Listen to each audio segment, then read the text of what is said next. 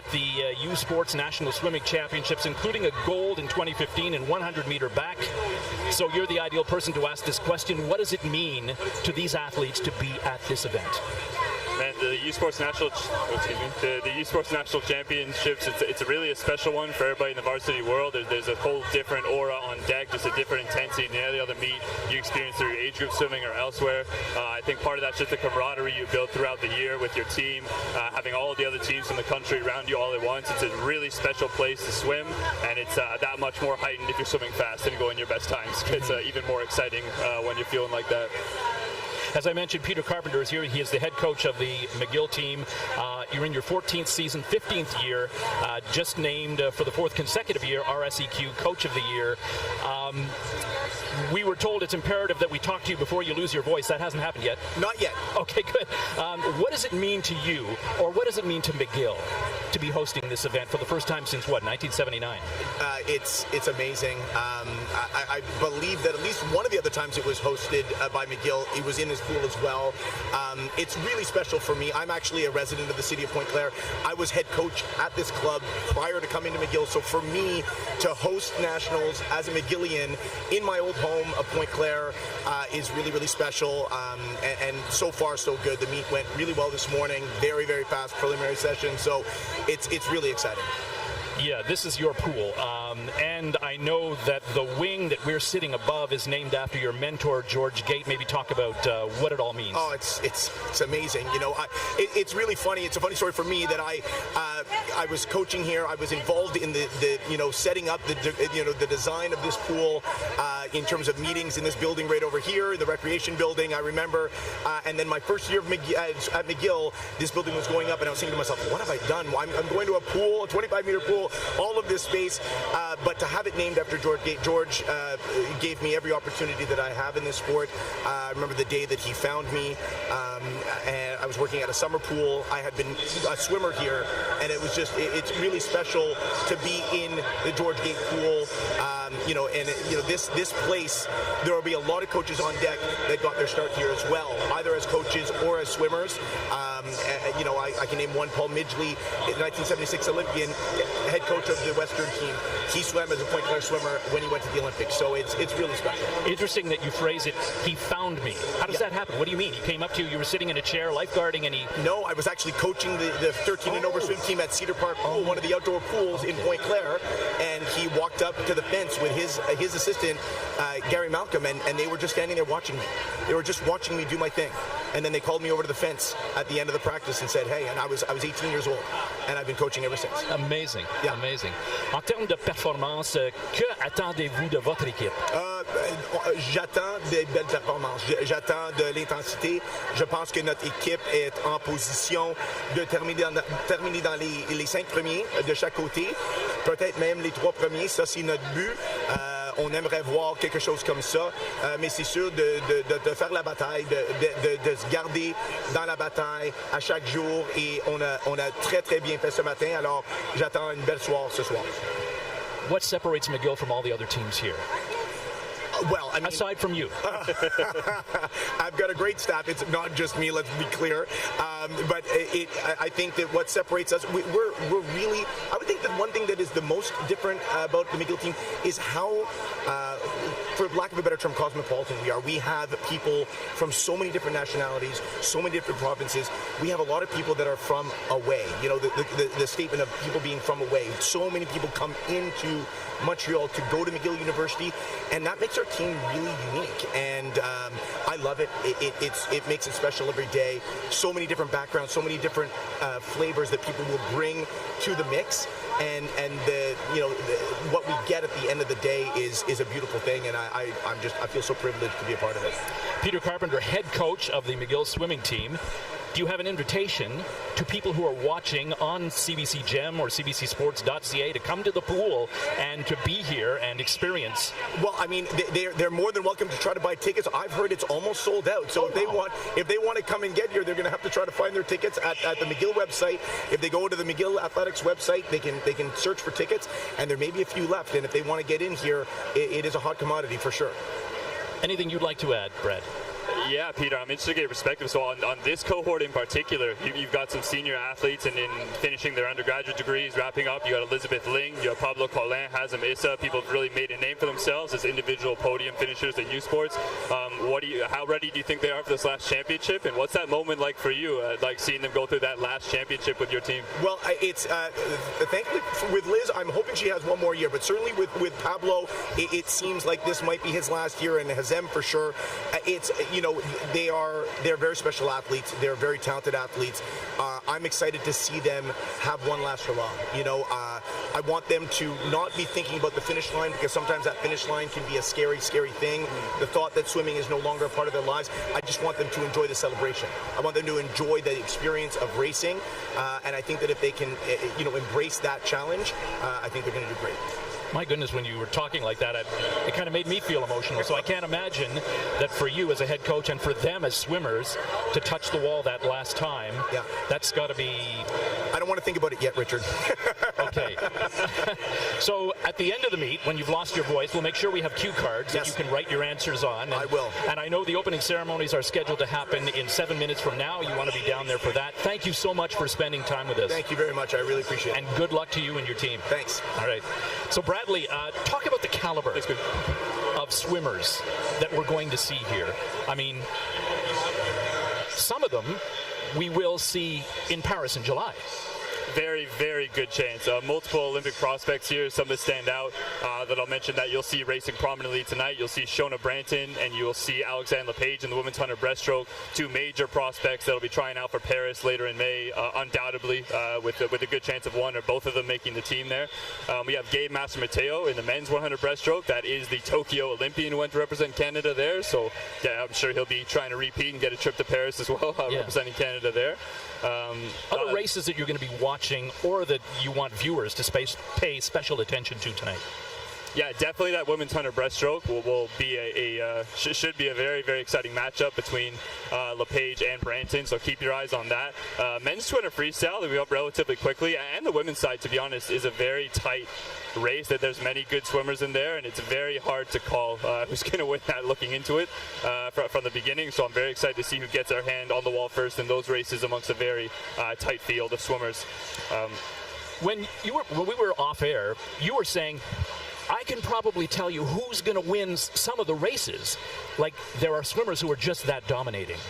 Absolutely. Swimming is maybe somewhat unique. There's no offense-defense dynamic. Swimmers are in their own lane, so they have personal best times. If, you know, they're many, many seconds ahead of their next competitor, you can reasonably predict kind of who's going to touch first. But what's nice is that in many events that we have tonight, you know, we'll see some very good swims and people win by solid margins in some events, but we should have a lot of good racing. Not a ton of runaway victories here, which I think makes the more exciting for the spectator. So there was a record set earlier today, 24.03 in the 50-meter back. You, as a gold medal back swimmer, how was that? You've done 24 seconds. I have. 24.9 seconds, 24.0. Crazy. That's impressive. I'm impressed. I appreciate that. Yeah, Andrew Herman, huge swim for the University of Toronto. He's in his first year of eligibility, so I mean, we might see a lot more from this guy in the years to come. And I mean, we're on day one of the meet. He's just as good at the 100 backstroke as he is in the 50 historically. So huge swim from him this morning. We'll see how he transitions to the long course pool tonight. There's definitely some guys we'll be looking to challenge him, despite that record-setting performance this morning, which is a huge achievement in its own right. So you're saying that in some races you can say this swimmer is going to win. But how often do upsets happen? It can happen. Oh, absolutely, it can happen. You just kind of smiled like, yeah, I don't. Is it not likely, or do you often see upsets? It really depends on the dominance of the person you're talking about and how far apart they are. What comes to mind is when you say that is someone throughout my career won many swimmers of the year while I was competing. Her name was Savannah King, swims to the UBC Thunderbirds at that time. Now she coaches McGill. She's here on deck here.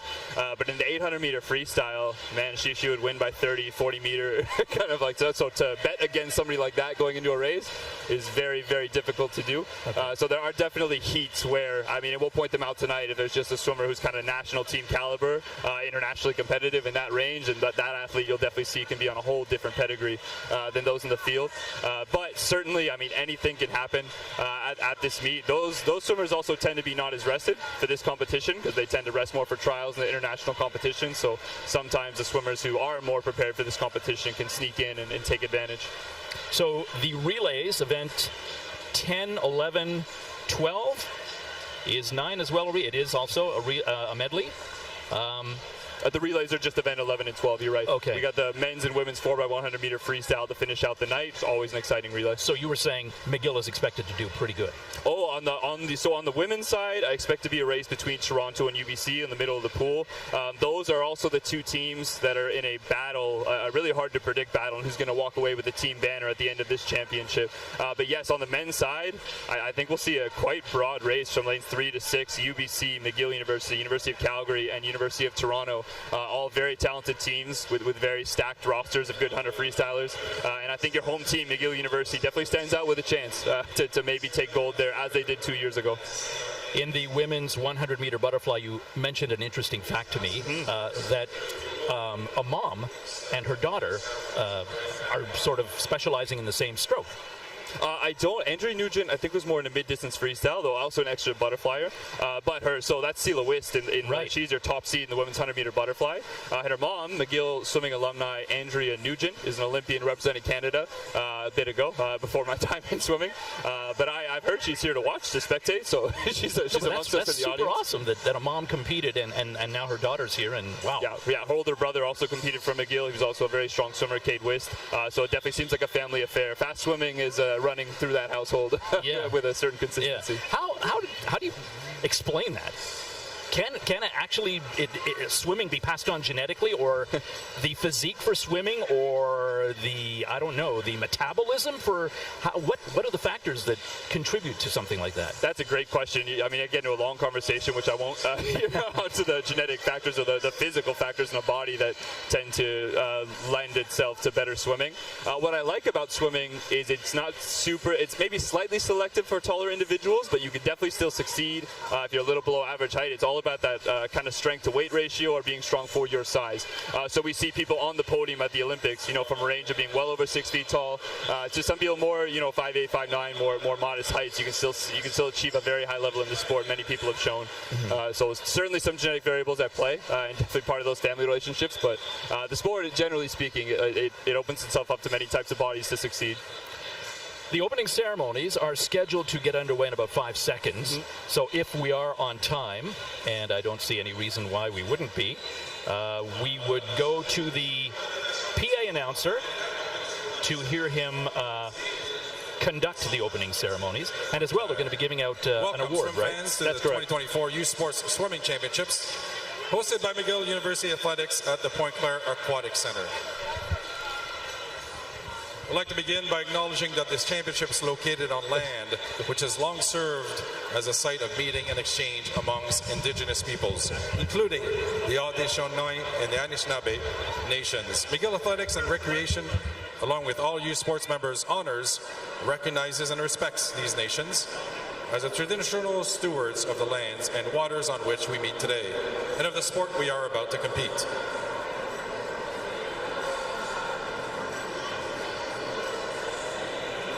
Nous sommes ravis d'accueillir plus de 340 étudiants athlètes et plus de 200 entraîneurs, des membres du personnel de soutien, des officiels, des chronométreurs et des bénévoles dans l'ouest de l'île de Montréal et dans la magnifique ville de Pointe-Claire pour ces championnats de natation.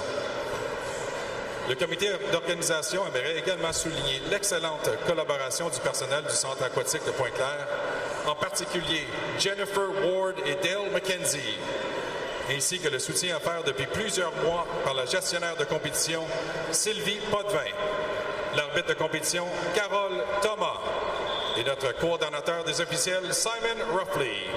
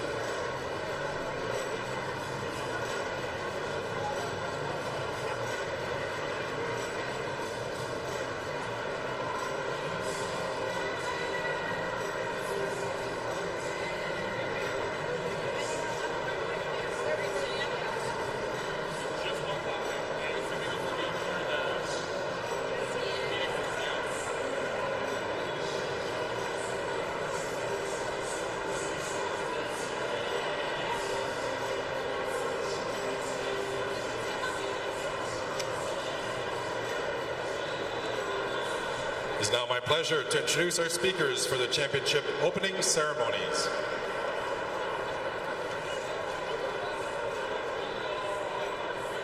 Afin de vous souhaiter la bienvenue dans cette belle ville, accueillons l'honorable maire de Pointe-Claire, M. Tim Thomas.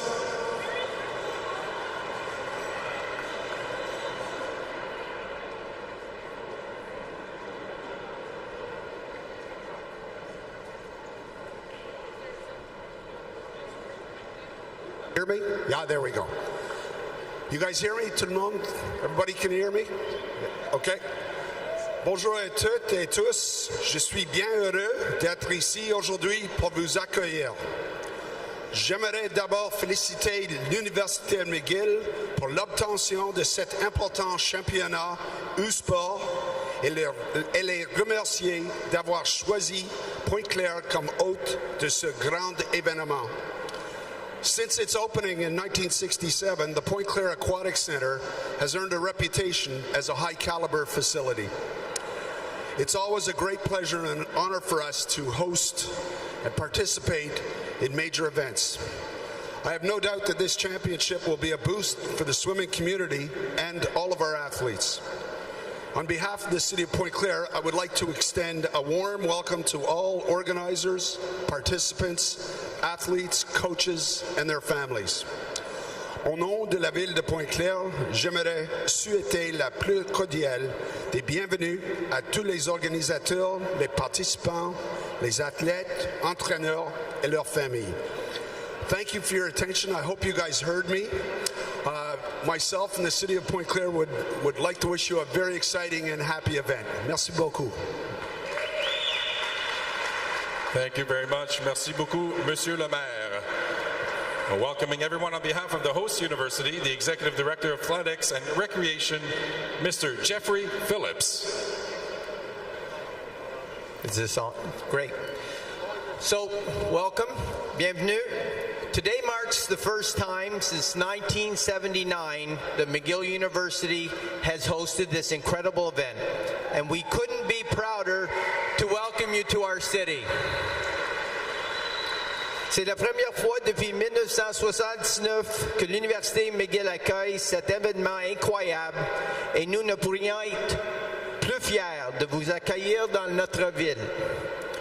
Over the next 3 days, we will watch in awe as 300 plus student athletes from 29 schools dazzle us with their skills, determination, and will to win. Throughout the 2023-24 season, these student athletes have trained both physically and mentally in preparation for this event. And we are fortunate to have front row seats as they compete for varsity swimming's highest honors. Bien entendu, cet événement n'aurait jamais été possible sans les personnes incroyables qui travaillent derrière les scènes. To our friends at the City of Pointe-Claire, in particular the Pointe-Claire Aquatic Center, thank you for welcoming us and being part of this event. You have been true partners in this entire experience, and we are grateful that you have welcomed us and the U-Sport family. Though our attention will be on the swimmers over the next few days, let's not lose sight of the incredible support staff lining the lanes and managing this event. As we know, swimming is a sport where 1/100th of a second can determine whether you finish with a gold or a bronze. Our devoted volunteers and officials, many who are former competitive swimmers themselves, will ensure all aspects of the technical event are taken care of. And finally, to the swimming community, thank you for your support, both locally and nationally. Your unwavering ability to buoy our student athletes, coaches, physiotherapists, and trainers has been beyond our expectations, and we are extremely grateful to you. Thank you.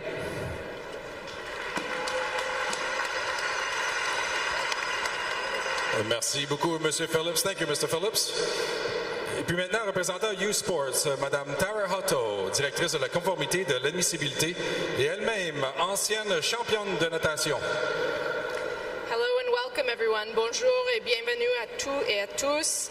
Congratulations first to our 300 student athletes who qualified for this year's championship.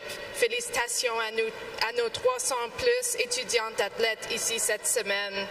I'd like to thank our sponsors for their continued support of university sports in Canada, to McGill University for hosting the event, the City of Pointe-Claire for their incredible venue and community, to the family, friends, and fans for this incredible event who have sold out virtually the meet. I am certain it's going to be a fun and fast event. Bonne chance à tous. Good luck to all of our competitors this weekend. Merci, Madame Hatto. Et maintenant, si vous êtes en mesure de le faire, veuillez vous lever pour l'interprétation de notre hymne national. And now, if you're able to, would you please rise for the playing of our national anthem?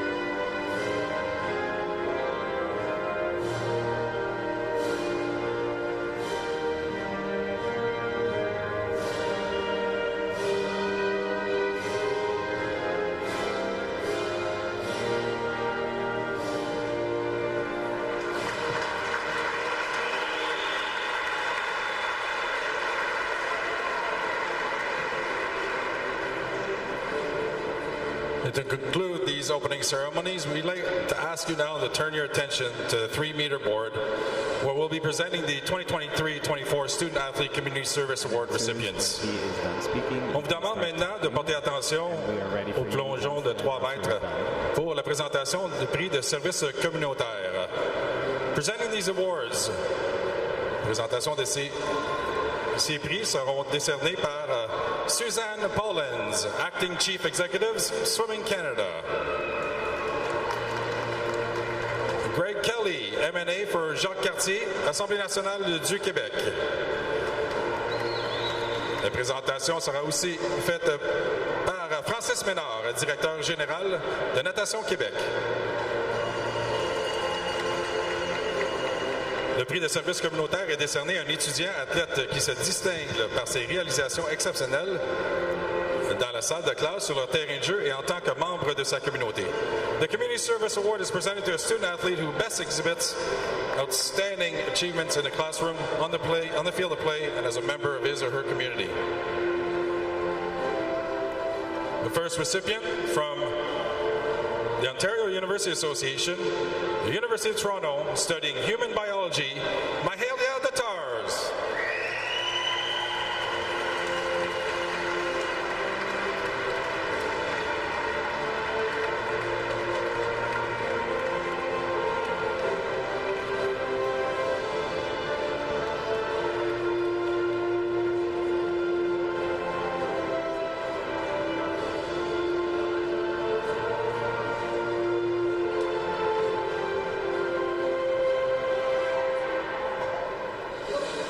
Congratulations, Mahalia.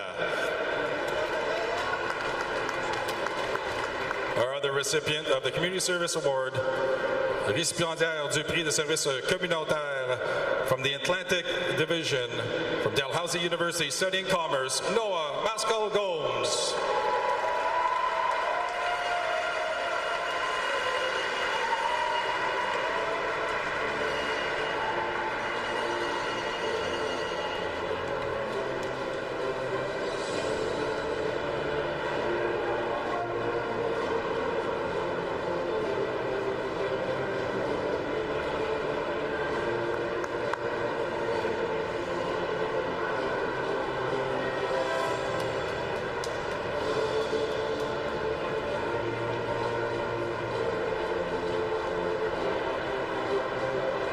Congratulations, Noah and Mahalia.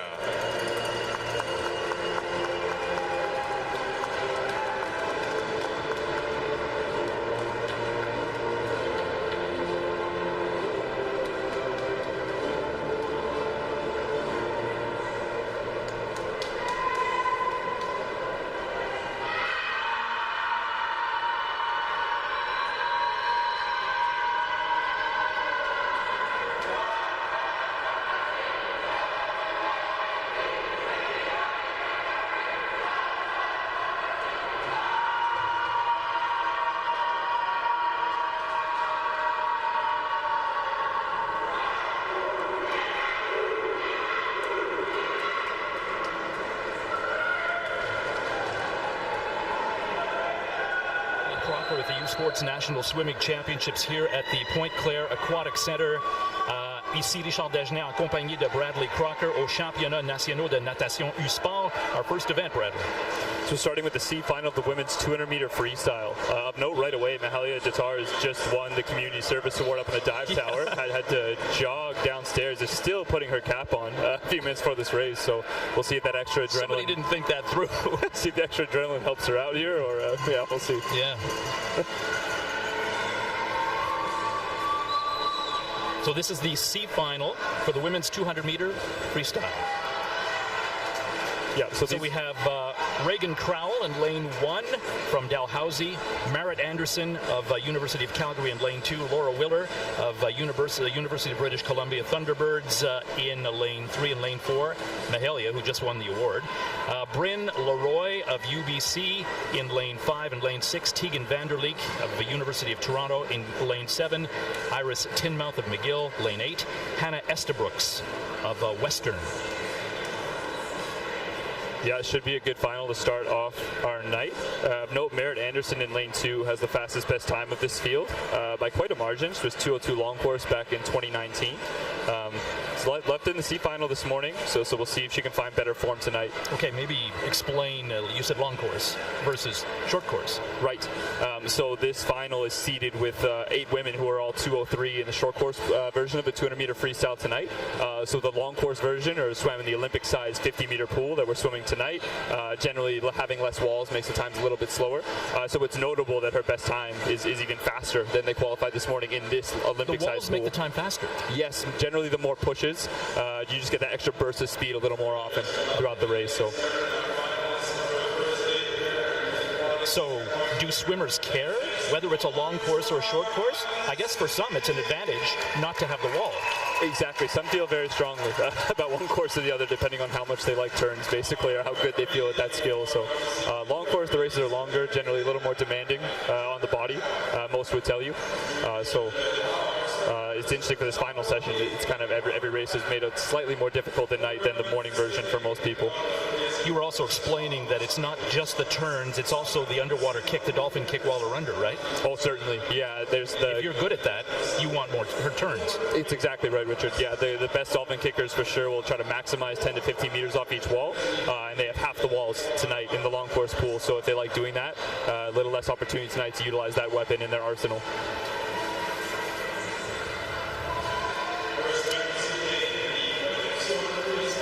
So we do the C final, B final, and then the A final, which is where we see the fastest swimmers.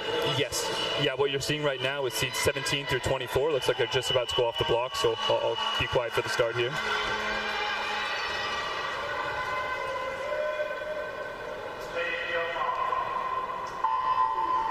So yeah, the winner of this final will be taking home 9 points for their team, second place 7, and then counting down to 1. So points available no matter where you're swimming tonight in finals. There are points up for grab in those important team battles for the banners. So the more swimmers that a school has swimming in all of these ABC finals, the more likely they are to get more points, which gives them a better chance of, I guess, not necessarily winning the meat, but doing better. Correct. Yeah, having 18 national qualifiers is a very difficult feat because qualifying for nationals is not that easy. It definitely helps the team out. Notably in this race, so Reagan Crowell out pretty fast out there, all the way in lane 1 for Dalhousie, turning in 28.2 to start this race. She's already out to a body length lead over this field, not even halfway in.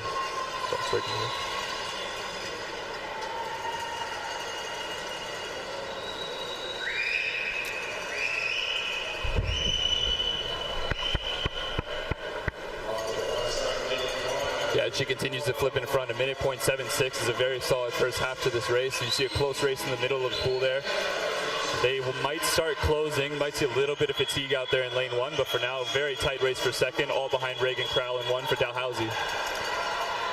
Am I wrong in observing that normally the fastest swimmers are in the center of the pool, and yet the swimmer in lane 1, Reagan, is faster than anyone else? Is Yes. that normally how it...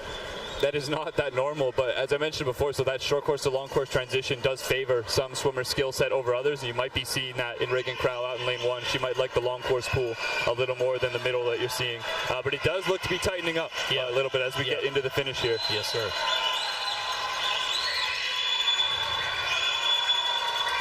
Yeah, and here comes the middle of the pool. You see Mahali Tatar's there, fresh off the Community Service Award. Looks to be slightly in front, but man, it is tight. It is. In lanes 4, 5, 2, and 3.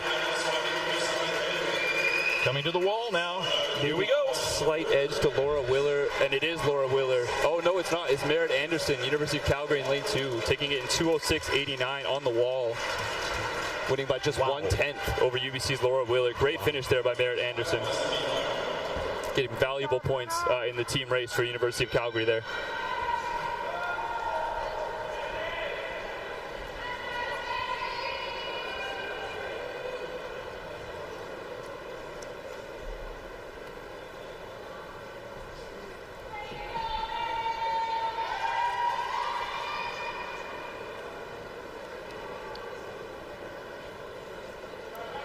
We're just having a slight glitch on the scoreboard there. They're clearing out. Looks like they got it ready.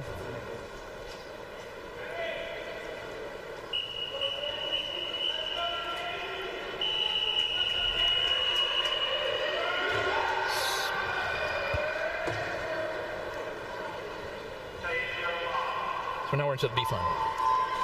Yeah, our B final just went off the blocks there. Okay, so we have in lane 1, Bridget Burton of UBC. Lane 2, Daniel Treasure of Western. From the University of Calgary in lane 3, Hannah Johnson. In lane 4, Cameron Stannard of UBC Thunderbirds. Emily DeJager of the University of Calgary in lane 5. In University of Toronto's Alcina Lung in lane 6. Jade Lowe in lane 7 of UBC. Also Rosalie Davidson of UBC in lane 8. Yeah, so good to note here, you see a lot of UBC Thunderbirds, 4 of them in this B final. That's great points for their team. And Alcina Lung in lane University of Toronto in lane 6.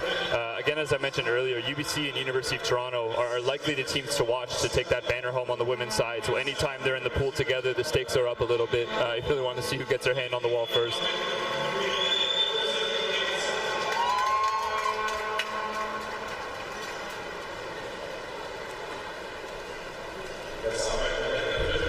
And out to the lead at 100 meters, that's Danielle Treasure from Western on 101.0. She's got about a half body length lead over an otherwise very, very tight field across the whole pool behind her.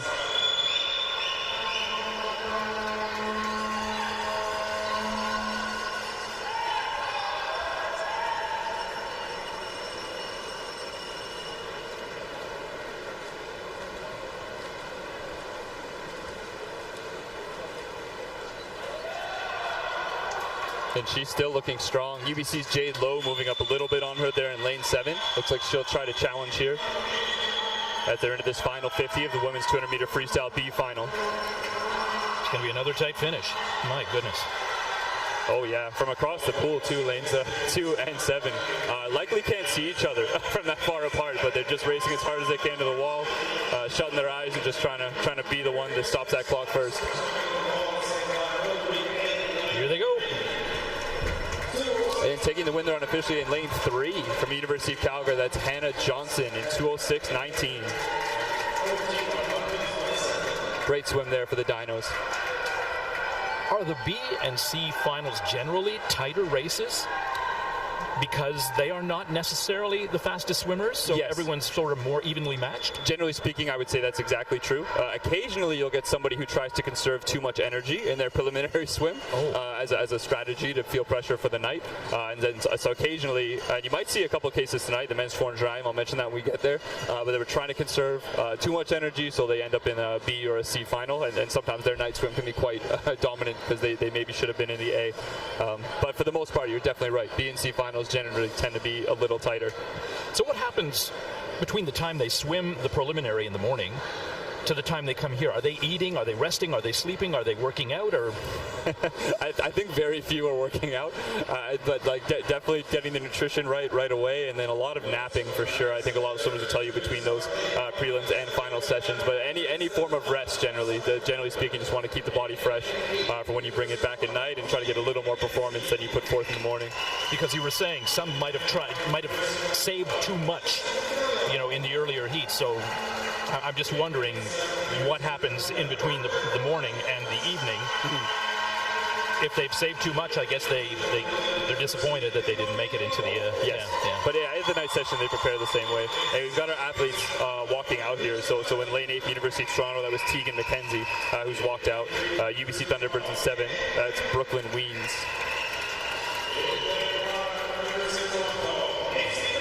University of Toronto's Lily Chibati in lane 6, and she was just followed by Ainsley McMurray, 5th year from University of Toronto in lane 5. Who has a sister here swimming as well. She does, on the McGill University swim team. In lane 4, Anna Dumont-Bélanger. Haley Clank in 3, Naomi Lowe from McGill University in 2, and that's Kelsey Fillion from Manitoba in 1. These are your A finalists in the women's 200-meter freestyle. Yep, the fastest swimmers. Are you expecting the race to be as tight as the B and C finals have been?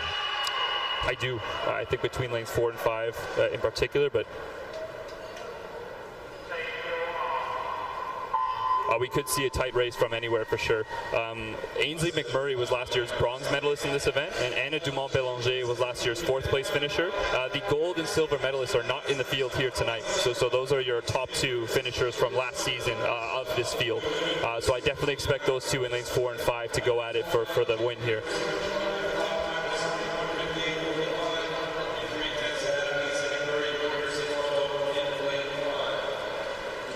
And Ainsley McMurray, to no one's surprise, out fast in 28.08. She is your top seed at this meet in the 50 and 100 meters of freestyle, so she has a lot of speed, and she's using it to get out in front right away. She's not the top seed in the 200-meter freestyle? I don't believe she was, though. She's a very talented swimmer. I have to double-check the site. Clearly, yeah. But yeah, she's establishing an early lead here over Dumont-Bélanger in 5 and the rest of the field. We'll see if she has the stamina to keep it up over the back half of this race, but for now, she is looking very strong for University of Toronto.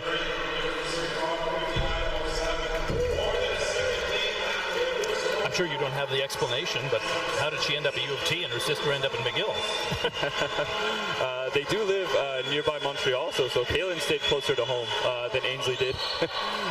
Many reasons factor into someone's decision on where to swim, both the academics, of course, being part of it, so what program you're in at the actual university, and then how well you vibe with the coaches and how well they kind of match your style of training.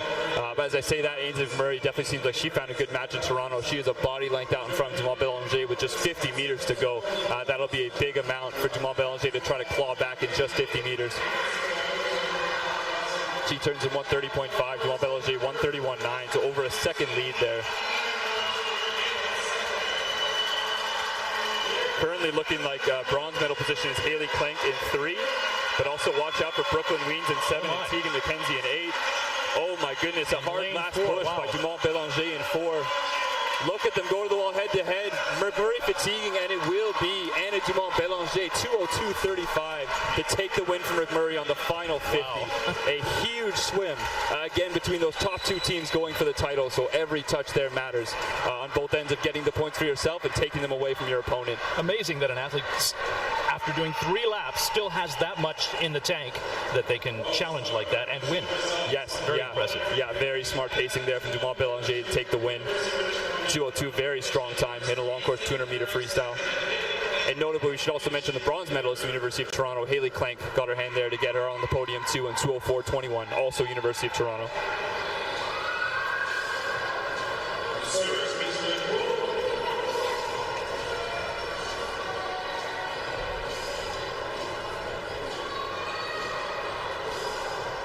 I wondered earlier why the other swimmers didn't get out of the water at the end of their swim. They were just, I've never seen that before, where a race starts while swimmers from the preceding race are still in the water. Is that common practice? That's generally standard protocol at regular swim meets. It's a time-saving mechanism, just to not have to wait to people to climb out. But they do clear it, generally speaking, when they have a pause or between events, often event numbers. So, or when they do walkouts, of course, so the swimmers don't have to wait around in the water for too long.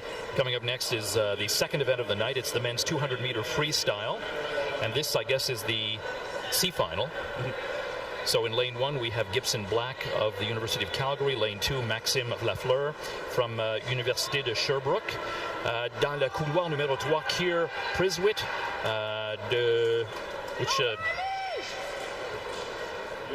Donc couloir numéro 4. I'm just wondering what that is. Oh, Université Laval. Ah, ben oui. OK. Adrien Cara dans le couloir numéro 4. Et dans le couloir numéro 5, Richie Stokes of the University of Calgary. Dans le 6e couloir, c'est Riley McRae de l'Université de Colombie-Britannique. Olivier Risk dans le couloir numéro 7 de l'Université de Colombie-Britannique. Et de l'Université d'Ottawa, dans le couloir numéro 8, Colin Shearer.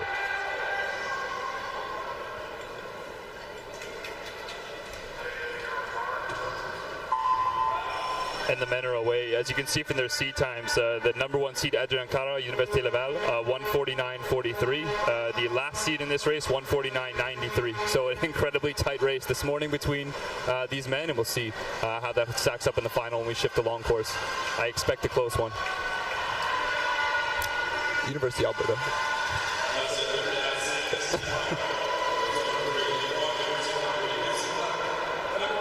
En première position, Université Laval, en couloir numéro 4, Adrien Cara.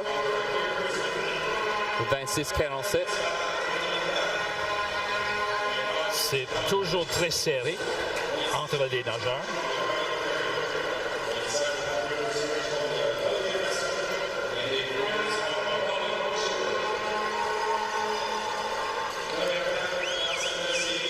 C'est Adrien qui touche en premier. Oui, encore.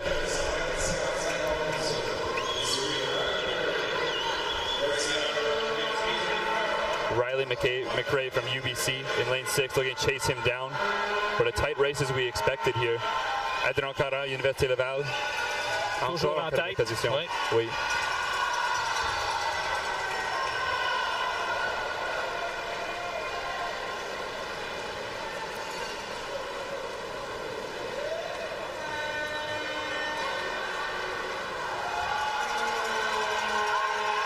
Là, ça devient très serré. Très serré. 25 mètres. Oh, le deux nageurs de UBC. En couloir numéro 7, Olivier Risk. En première position, un petit peu.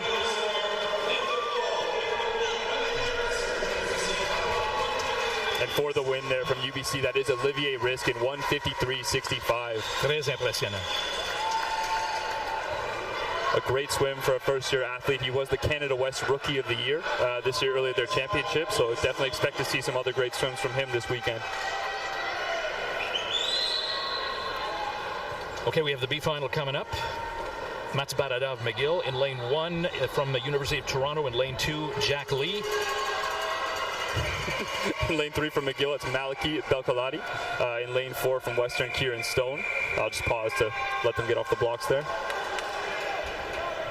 In lane 5, Max Tambling of the University of Toronto. Lane 6, Finn Tuck from Carleton. And Artyom Volodin of McGill. In lane 7, Bruno Dehem-Lemelin from McGill in lane 8. Yeah, McGill's putting 4 swimmers into this B final, which is solid points for them to be able to grab here. I'm sure some of those guys would rather be in the A, but it is still very solid points to be in the B final.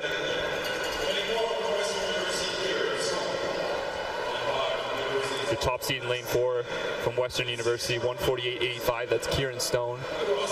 Flipping first, though, from Toronto, that's Max Tambling. He turns at 25.61. It's the fastest first 50 we've seen so far tonight, but he's not getting too far away from this field. No.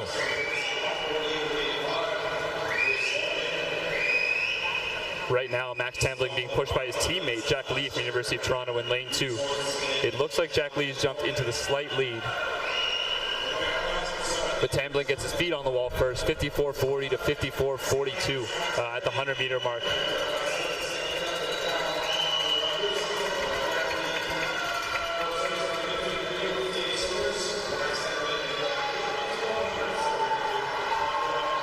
And these two University of Toronto teammates still out to a pretty healthy lead as they approach the 150 mark of this 200-meter freestyle.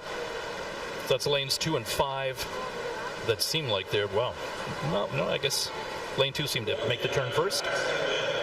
Jack Lee? Yeah, Jack Lee turning first, but Max Tambling somehow getting on the wall first there at 1:23.33. I expect to be tight between them as we go into these last 25 meters here. We'll see if any of these other boys can make a push, but out front it looks to be Tambling in 5, extending his lead a little bit.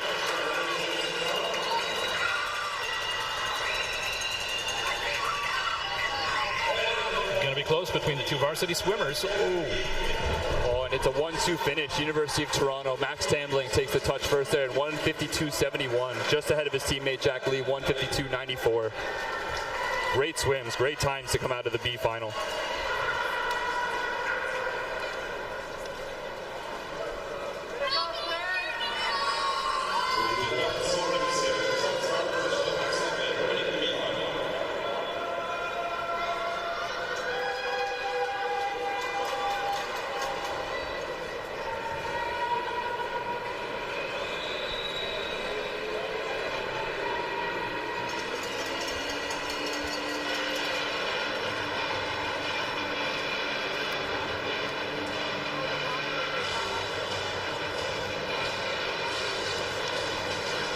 And we're now getting into our walkout for the A final of the men's 200-meter freestyle.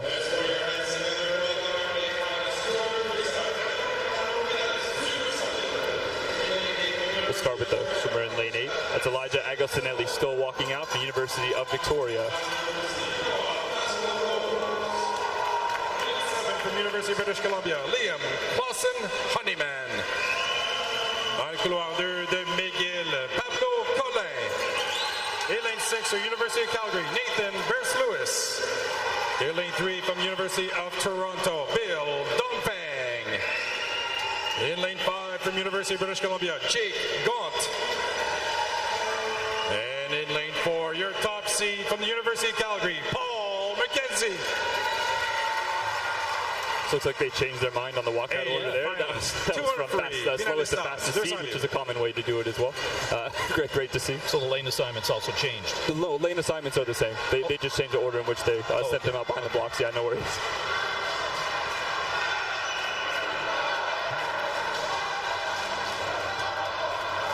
We expect a big race here with 4 swimmers, 147 in the prelims this morning in the 200 freestyle. They'll be in the middle of the pool 3 to 6. Your defending champion in this event, Pablo Collin, in lane 2 from McGill University, hails from Marseille, France.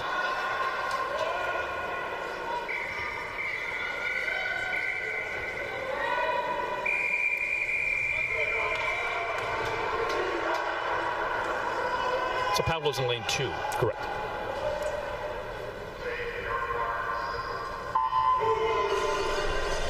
Yeah, and they're underway. I expect to see a tight race here, some fast swims this morning across the field, and a lot of guys with a lot of talent.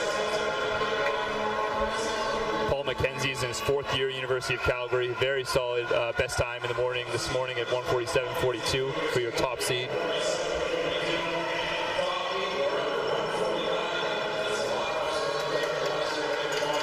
Flipping first, it is Collin from McGill, the defending champion. He's out in 26.32 in lane 2. Collin also the defending champion in the 400-meter freestyle. So you got to think he can handle the fatigue of this race. Him getting out fast is scary for this field. Running second right now, it looks to be Paul McKenzie from University of Calgary, but it is super tight. Jake Gaunt also right there, as well as Nathan Verslice from University of Calgary. But it's Collin extending his lead, 54.41, halfway through this race. Collin broke his wrist earlier in the fall this year and has dealt with some big injuries to get to this moment. If he repeats his title here, it will be a big moment. But he's still got 75 meters to go. Let's see if he can hold on. Paul McKenzie in 4, still looking strong for Calgary. Jake Gaunt looking strong for UBC in 5. They're running second and third right now. Pablo Collin a full second out in front in lane 2. Let's see if it's got a minute to bring it home.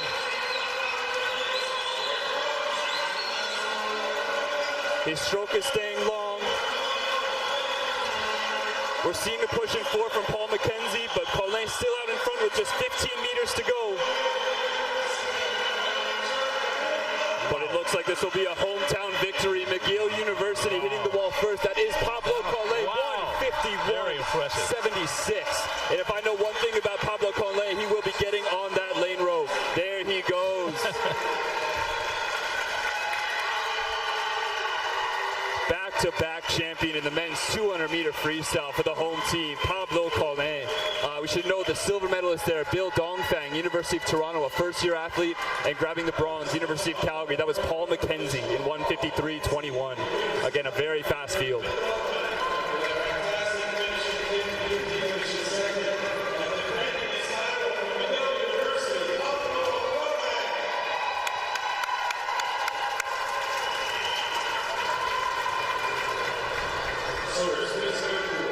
Assistant coach at McGill for a short time. Was Pablo there while you were? He was not. I had his, well, both as a teammate and then as a coach, I had his older brother, Marius Conlin. Okay. So I've gotten to know him well throughout. Yeah, oh, that's not, my last year of coaching was his first year, actually. We did have an overlap, but he mostly trained with, he's more does a distance event, so he trained with other coaches for the most part. But great guy.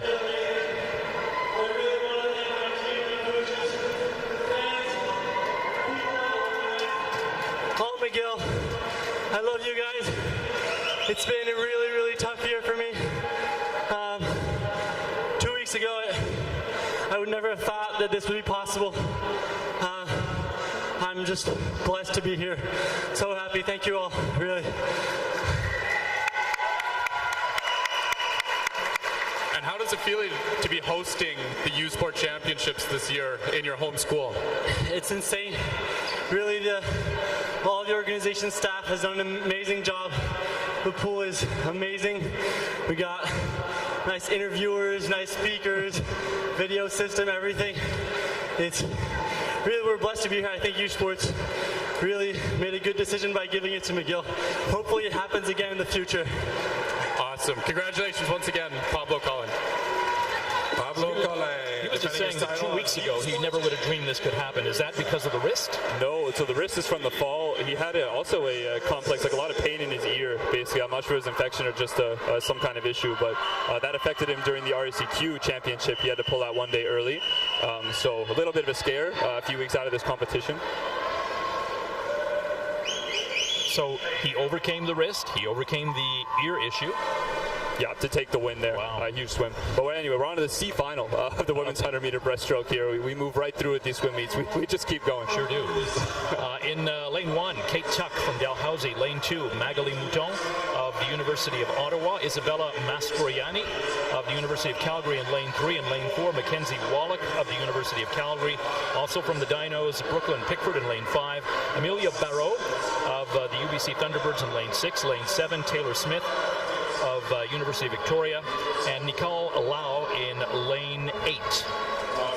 Yeah, so we go from 4 lengths to just 2 as we're here in the 100-meter breaststrokes. These races will be a bit faster paced. Out in front there was Mackenzie Wallach, University of Calgary, a senior, 5th-year athlete here, turning 33.7. She continues to be out to the body length lead over her University of Calgary teammate, Brooklyn Pickford in 5.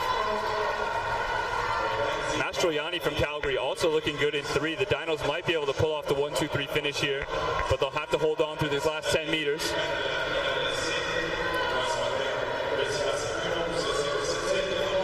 And hitting the wall first there, it is Mackenzie Wallach, University of Calgary. She touches at 1:13.03 to take your C final.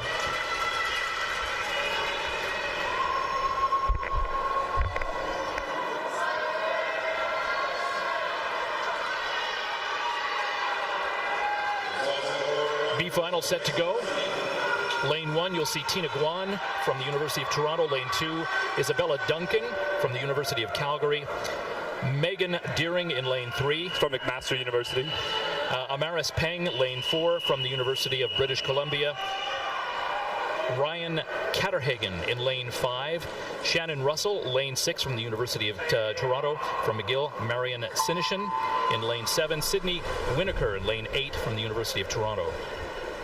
Yeah, Ryan Catterhagen in 5 there, swimming for University of Lethbridge. I actually taught her younger sister how to swim competitively because she hails from Calgary, where I coached for a little bit. So somebody I know really well. I'm sure her dad Harvey's watching, as I hope her siblings are as well. She had an excellent big personal best this morning to get in lane 5 of this final, as did Amaris Pang from UBC in 4. Both under 110 this morning. We'll see what they can get done in the long course pool. What's the key to teaching somebody how to swim competitively? Oh man, there's a lot that goes into focus, it. I guess. Yes, focus. A lot of focus. Yeah, especially at 5 and 6 years old. That's a big piece of it. That's how young she was. That's how young her sister was when we started. So, yeah. But back to the race at hand. Yep. Amaris Pang from UBC does look to be slightly out in front. Catterhagen behind her, but also on her other side, Megan Deering from McMaster is out there in 3, right on her shoulder.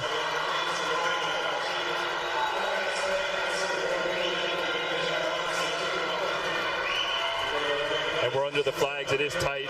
Amaris Pang so slightly on front. Sinishin does look good for McGill in 7. But taking the touch there, it is Amaris Pang and UBC 1:12.52 to take the B final in the women's 100-meter breaststroke.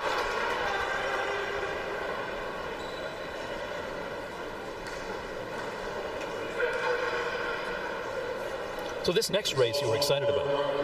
Oh yeah, we're moving on to our A final. Man, it came quick. A final on the women's 100-meter breaststroke. We'll see some really, really fast swimming here.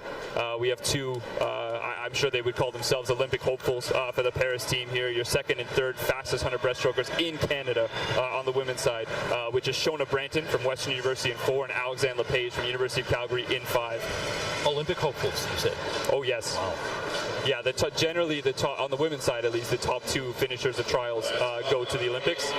So being 2nd and 3rd seed in an Olympic year definitely puts you in the conversation, no doubt. I want to go to the PA announcer for the introduction of the swimmers.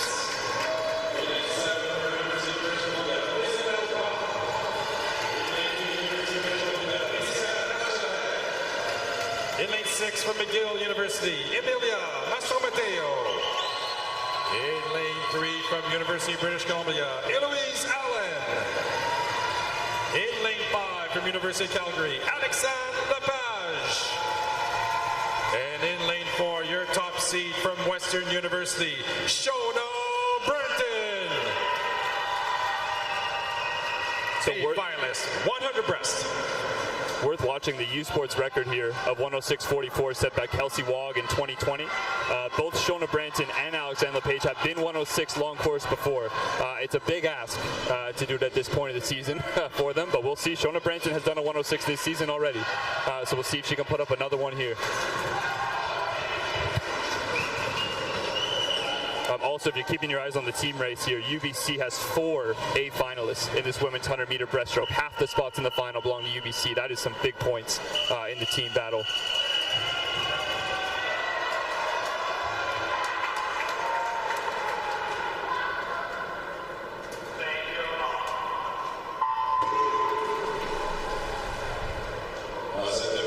And we're underway in what is sure to be a good one.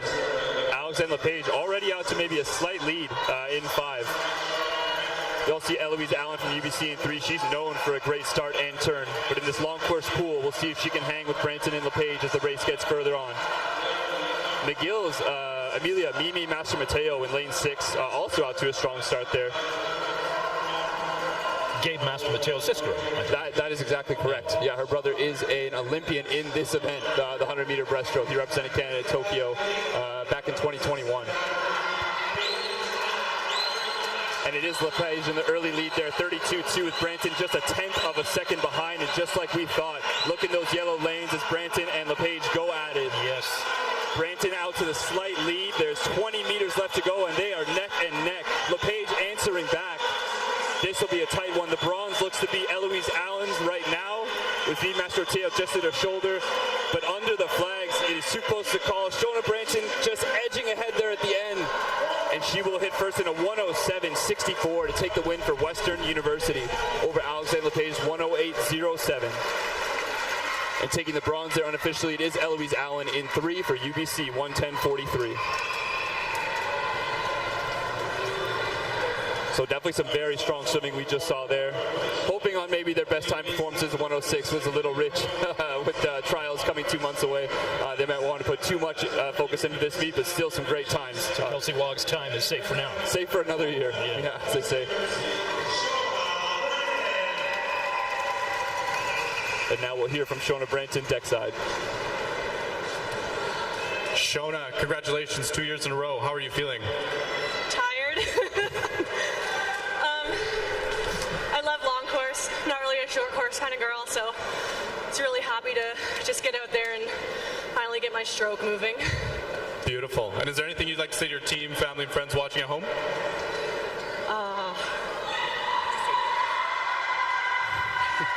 Big W for Western. Beautiful. Congratulations once again.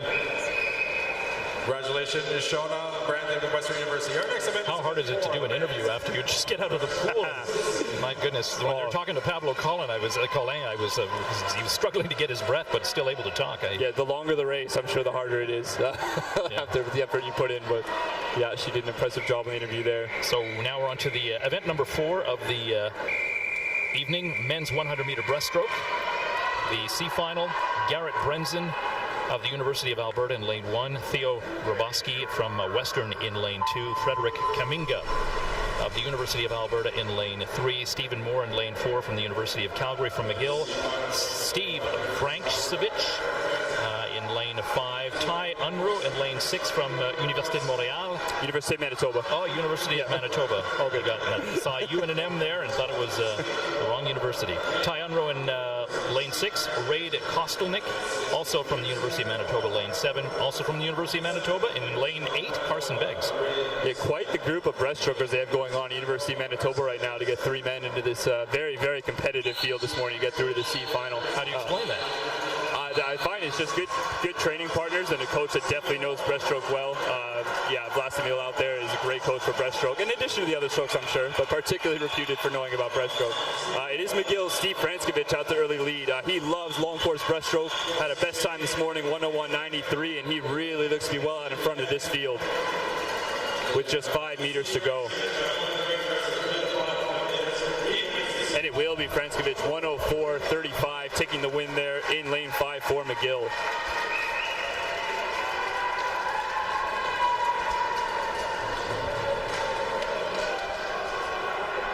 B final of the men's 100-meter breaststroke. Set to go. Aidan Lukinar from University of Calgary in lane 1. Hayden Young in lane 2 from McMaster University. Christophe Raymond from Université de Trois-Rivières, Université du Québec à Trois-Rivières in lane 3. Eric Linison of McGill in lane 4 from the University of Calgary, Ian Cameron in lane 5. Alexander Jensen from Western in lane 6. Blake Kingston in lane 7 from UNB. And Jet Vergy from the University of Calgary in lane 8. Yeah, again, a very competitive breaststroke field this morning. One of the fastest ones we've seen since a couple of years ago. All of these guys 101 breaststrokes this morning. 101 in lane 4 to 101.7 in lane 8. Those are some very fast short course swims. We'll see who's got the best chops long course in this final. 101.7 7/10 or 7/100s? 101 and 7/10 is that for Jet Vergy in the morning. So but remember, Master Mateo's time. Remember that is short course. This is long course. Oh, I see. Yeah. Okay. Yeah, it is. Now that we have 2 courses to watch in U Sports, which we have for a long time, you need to keep a close eye on the numbers compared to past years. It is Ian Cameron, University of Calgary. He's out in 29.72, a very quick long course 50 breast. He's out to about a half body length lead. Christophe Raymond, Université du Québec à Trois-Rivières, looks to be in 2nd place right now. Very strong swimming by him, but it is a very tough post to call. Eric Linseisen, University of McGill, he's also pushing there, but getting to the wall first. It is University of Calgary's Ian Cameron there in lane number 5, picking up some important points for the men's side of the meet for the Dinos there.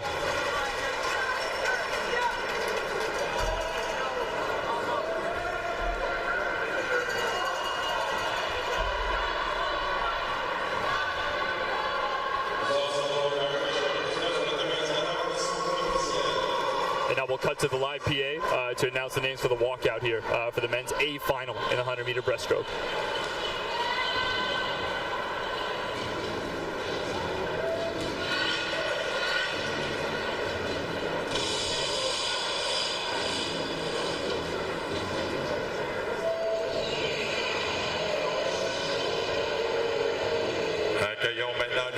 spécialistes du s'embrasse. Let's put our hands together for our 8 finalists. In lane 8 from University of Ottawa, Noah Wagner.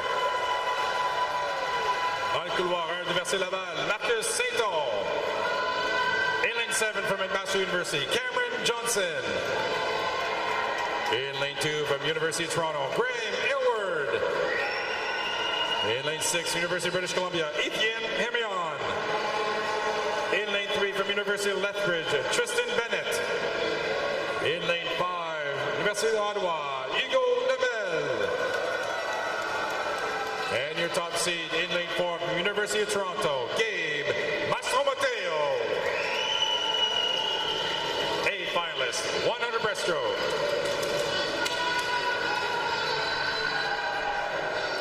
Another strong field we have together here in the men's 100-meter breaststroke. As I mentioned earlier, that is our Tokyo Olympian Gabe Mastromateo in lane 4, qualified for the Olympics in this event to represent Canada. And his U Sport record is what everyone's going to try to beat, 101.38. Yes, I'm sure he would love to get back to that performance here. It'd be a great indicator as he moves towards trials.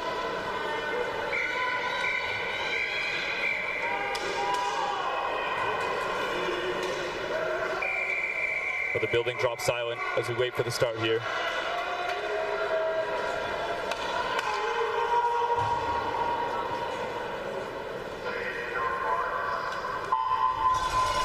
So we have Mastromateo in 4, who's the OUA champion in this event. In lane 5, Hugo Lemel from the University of Ottawa is the RCQ champion in this event. And Ethan Hemian from UBC in 6 is the Canada West champion in this event. So battle of the conferences in lanes 4 to 6 here. It actually looks to be Ethan Hemian out to the early lead off the dive there from UBC. He's out to a good start over a very, very stacked field of breaststrokers. He will go in 28.83, leading the way for UBC is Ethan Hemian in 6. Tied for second right now is Mastromateo and Lemel. Again, all those conference champions going at it to try to get their hands on the wall first. Expect big things from Mastromateo in his last 25 meters. That's how he qualified for his first Olympic team, was on the second 50. And he's pushing hard here, but Hemian and Lemel are holding their own. This will be a very, very tight finish to see who gets away with the gold medal.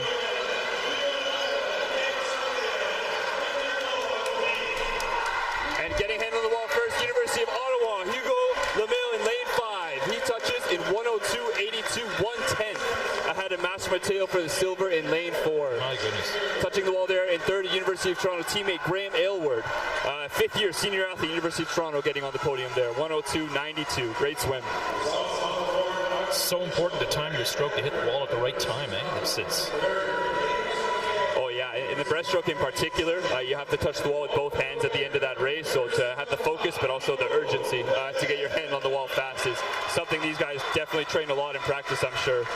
And a great win there for University of Ottawa. Hugo Lemel getting his hand on the wall there first. Next up, the women's 100-meter butterfly, the 5th event of the evening. The C final, Alyssa Zhang. We'll first be going deckside to Hugo Lemel for his interview. Yeah. Right. Congratulations, Hugo. Very, very close race. How does it feel to get your hand on the wall first there? How does it feel to get your hand on the wall first there? I don't know, I felt good. I went for it. Still 50 was hard. I could see them coming back on me. It was more like mental and physical, but I'm really happy with that. Well, very well put together. And where else are we going to see you racing? What other events? Good 2 breast tomorrow, hopefully, and 50 last day. So. Awesome. We'll hope to see you here back soon.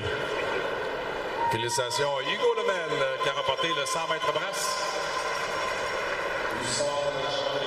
Toute une performance par Hugo Lemel de l'Université d'Ottawa.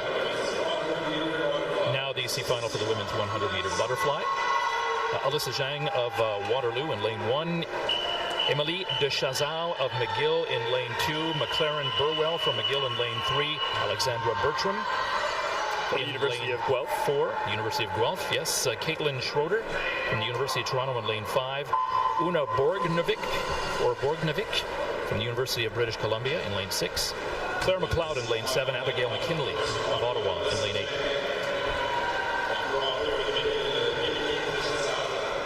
Yeah, solid C5 final assembled here. Many schools represented.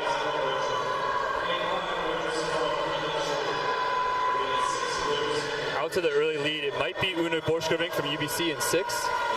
But it does look like a very tight field we have here across the final. Indeed, touching first, it's actually in lane 4. University of Guelph has Alexandra Bertram hitting the wall in 29.40. She's out to the lead over Borchgrevink from UBC in 6.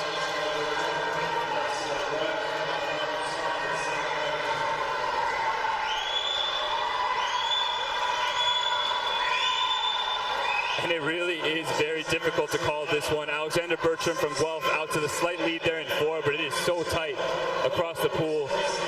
Again, the timing of the stroke is going to be everything. Moving up there, it's McGill and Burwell in 3, but indeed getting their hand on the wall first, it is Alexander Bertram for Guelph in lane 4, 104.23. And in second place, McGill Burwell. Yes, McLaren Burwell just qualified for this meet 3 weeks ago at the RCQ Championship, so to go from qualifying to scoring in the C final is excellent progression. Really great performance from her for McGill.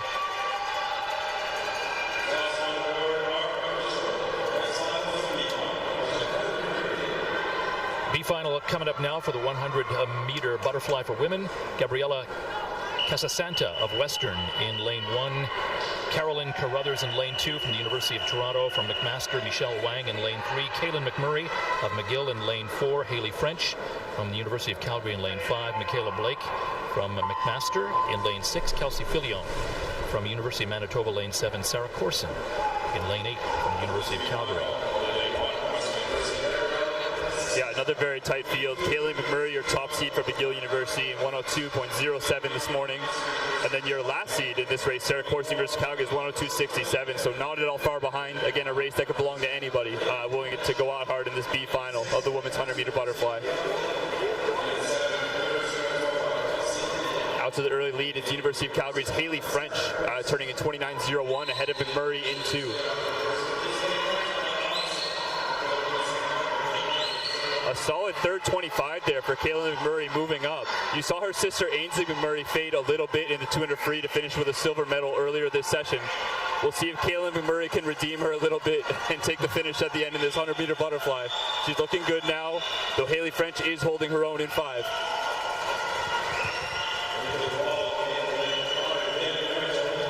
And taking the B final there, it will be University of Calgary's Haley French, 102.66. A really great long course performance off of 102.1 this morning short course. Really excellent swim there. Can swimmers actually work on on the timing? Board, our official. On timing the stroke so that they end and that stroke comes around. Like, do they count their strokes? No, it's not that. Some are that precise, though in the long course pool it's increasingly difficult because the pool is so long to truly nail the exact stroke count you intend. Yeah. In the short course version of the race, though, absolutely. I just wonder if swimmers can plan to have that last stroke right at the wall, you know, like if they actually count their strokes. All right, we'll go on to the live PA announcer here for the walkout. Yep. McGill University, Melanie DeMaria. In lane 1 from University of Waterloo, Hannah Gallagher. In lane 2 from University of British Columbia, Rose Garcia. In lane 2 from University of British Columbia, Laura Willer. In lane 6 from University of Toronto, Nina Mullen. In lane 3 from University of British Columbia, Brooklyn Wyans. Dans le couloir 5 de l'Université de Montréal, Anaïs Erlandis. And in lane 4, your top seed from University of British Columbia, Sela Wist. A finalist, 100 butterfly.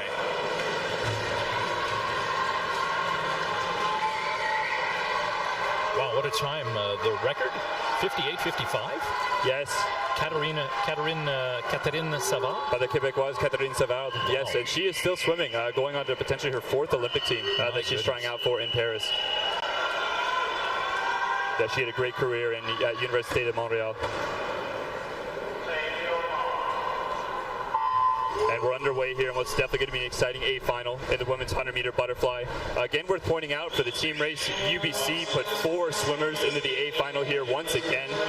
I do expect them to be in front in the team battle at the end of tonight. The question will be by how much. Out to the early lead in this race, though, Université de Montréal is Anaïs Erlandis. She looks to be slightly out in front as we approach the halfway mark. Et c'est bien Anaïs Arlandis en première position à la mur, 28-55. Running second right now, Hannah Gallagher from Waterloo, all the way out there in lane 1 to see if she can hold on for the second 50. But you do see UBC's Sela Wiss moving up there in lane 4 for UBC. Anna is still holding her own though. There's just 10 meters to go here. Also Nina Mullen in 6 for University of Toronto making a move. And getting the touch at the wall, it is University of Toronto's Nina Mullen sneaking in there over the second half of that race. The touch of 101.51 for the gold. En deuxième position, c'est Anaïs Arlandis de l'Université de Montréal, avec un temps de 1:01.73. And grabbing third there from UBC is Sela Wiss in a time of 101.96. Great swims from all 3 of those women.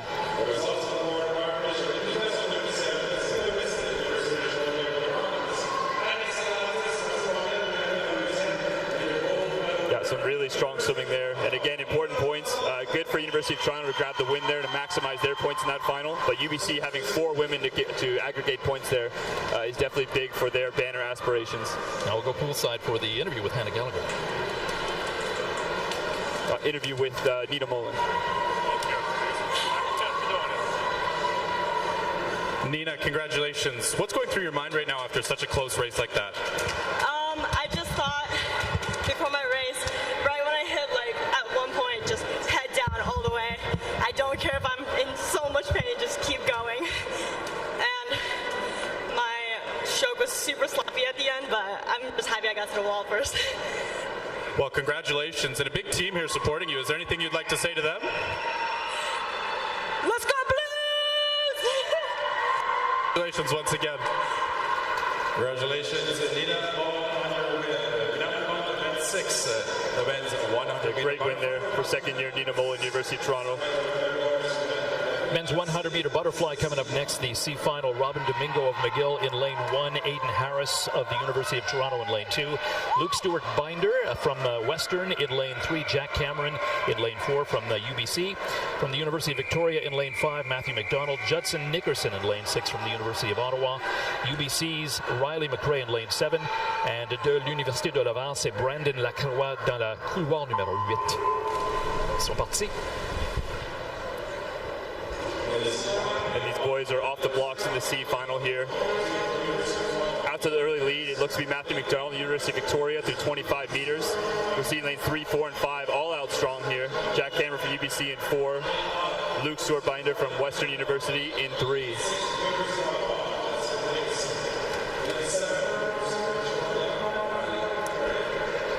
Hitting the wall first there, it is Stewart Binder from Western. He's out in 25.91. Very quick long course 50-meter butterfly to start off this 100. We'll see if he can hold on. Moving up well in lane 1 there from McGill, it's also Robin Domingo. He's a 200-meter butterfly specialist, so we might be able to see him move up in this last 25. But now it's UBC's Jack Cameron, who's jumped out to the lead there in lane number 4 with a strong back 25 here. And it will be at the touch. Jack Cameron in 56.06 to get the win there for UBC in their men's C final. Thanks, bro.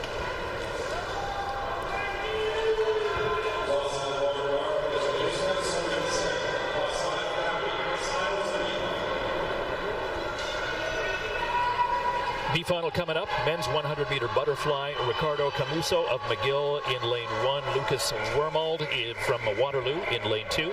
Tristan Gauvier from McGill in lane 3. Also from McGill, Hazem Issa in lane 4. Kevin Zhang from Waterloo in lane 5. Brendan Van Herk from Ottawa in lane 6. Kier Priswit of the University of Alberta in lane 7. Michael Andrew Sava in lane 8 from the University of Toronto. They are underway. Yeah, so the men's 100-meter butterfly prelims was one of the fastest I've seen in the history of this meet this morning. To give you context, Tristan Gauvier in lane 3, 53.96. A 53 missing the A final is not common at all at this level of competition. He finds himself seated 3rd in the B, even with an excellent swim this morning. So some really impressive butterfly depth that the men showed at this meet. Hazem Issa out to a scorching 24.98 through 50 meters of this race. Not a lot of men in this building or indeed in this country can hit that type of 50 times. So he is out scorching fast. We'll see how the second 50 goes. They are already closing on him quite a bit. Kevin Zhang there from Waterloo is a 200-meter butterfly specialist, and indeed he is moving on by with 15 meters to go. Also moving by, it's a teammate from McGill, Tristan Govier in 3. We'll see who gets their hand on the wall first. And it is Kevin Zhang from Waterloo in lane 1, 55.08 to get the win there in the B final of the men's 100-meter butterfly.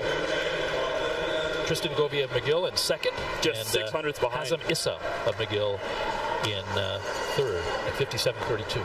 Yeah, Hazem Issa, we'll see him later on in this meet, the sprint events, one of the best sprinters at this meet at anything over 50 meters distance.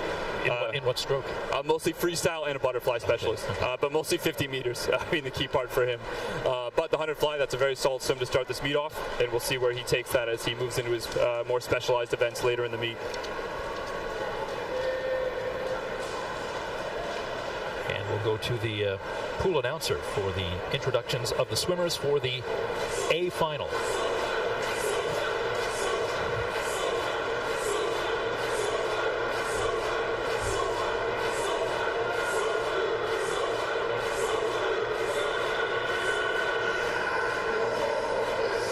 Accueillons maintenant nos finalistes du 100 mètres papillon. Let's now welcome our A finalists for the 100-meter butterfly. In lane 8 from Western University, Zayad Salouz. In lane 1 from University of Alberta, Jack Hayhoe. In lane 7 from Wilfrid Laurier University, Kent Goni Avila. In lane 2 from University of Toronto, Bill Donfang. In lane 6 from University of Calgary, Thomas McDonald. In lane 3 from University of Toronto, Ahmed El Tatawi. In lane 5 from York University, Eric Ginsberg.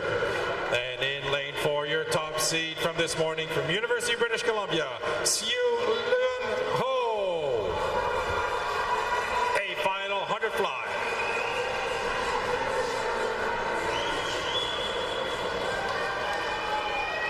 So Frank Ho favored to win this from UBC Thunderbirds. Top seed this morning in the short course version of this race. He's an excellent underwater kicker. Now moving into long course, he won't be able to use that as much. So we'll have to see what comes. But we'll go quiet for the start here.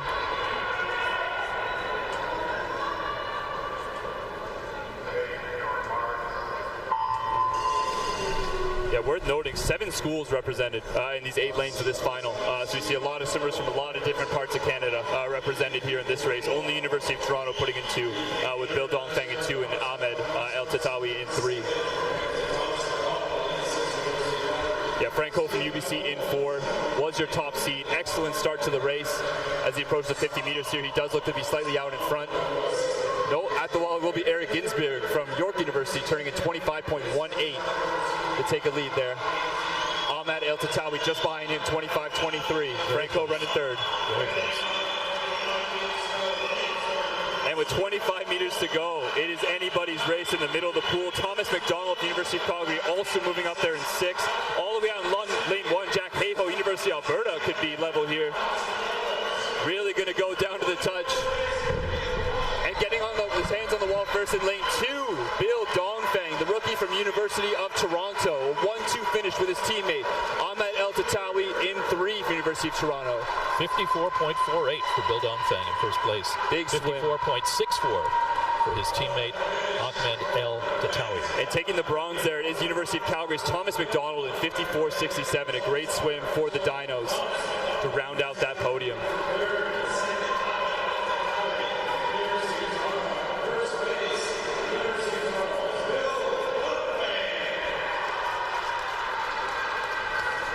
Dongfang certainly looking very excited with his first career U Sports gold medal. First of many, I'm sure, very, very well-rounded swimmer. Excellent swimmer in the long course pool in particular. 7 swimmers separated by 3 tenths of a second. And we'll now go to the interview. Yep. He is pumped. Bill, congratulations. How does it feel to win gold in your first ever U Sports? It's exciting for sure. Like, I got my team looking up. Bleed Blues! I have my team behind me. They've been training me all year. That's what I want. And I'm so happy with the team. I'm so happy to call them my family. A team of champions. Beautiful. Well said. And what else are you swimming this weekend? I just swam the 2 free, got silver. I have the 4x1 free coming up, 400 free tomorrow, and the 200-meter butterfly. Well, good luck and hope to see you here again. What? So good luck and I'll see you here again. Thank you. Congratulations, Bill. Oh, I love to see that level of excitement. Oh, yeah. The athletes at the winning here. Super stoked. Yeah, great swim there for Dongfang to take gold. We will now cut to the podiums for all the events you've seen so far. Fantastic racing already here through the first 6 events. We'll take a slight pause now. I'll be awarding the medals for those first 6 events, starting with the 200-meter freestyle.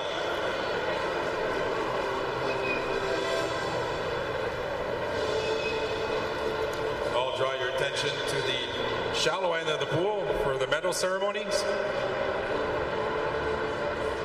La remise de médailles aura lieu. Presenting the medals will be Suzanne Pollins, Interim Chief Operating Officer, Swimming Canada. Joining Suzanne will be Jeff Phillips, Executive Director, McGill University.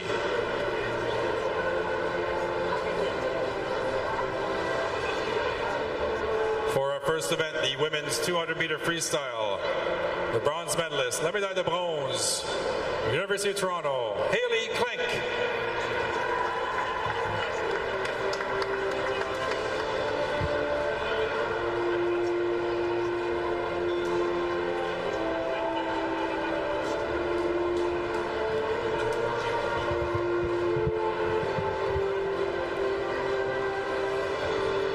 The silver medalist and second team All-Canadian. La médaille d'argent, deuxième équipe toute canadienne.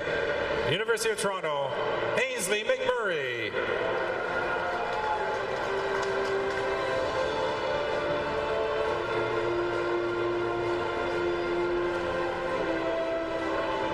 And the gold medal and first team All-Canadian. La médaille d'or et la première étoile canadienne. University of British Columbia, Anna Dumont-Bélanger.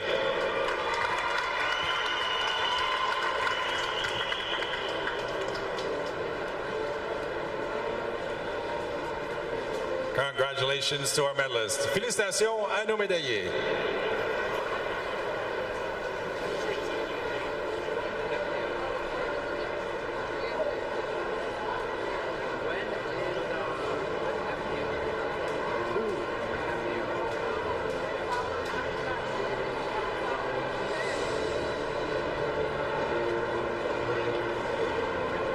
Prochaine remise de médaille sera pour le 200 mètres libre, l'épreuve 2, le 200 mètres libre masculin.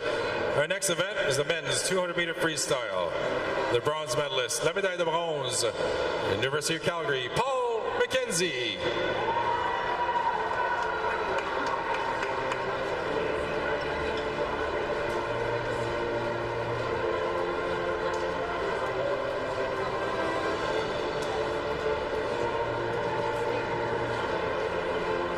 La médaille d'argent, deuxième équipe toute canadienne. The silver medalist and second team All-Canadian from the University of Toronto, Bill Dongfang.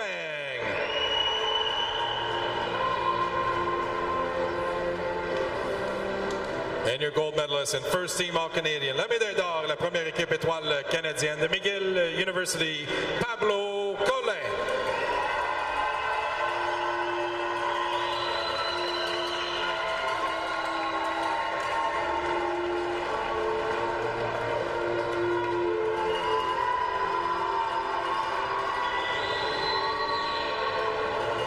Félicitations à nos médaillés. Congratulations to our medalists.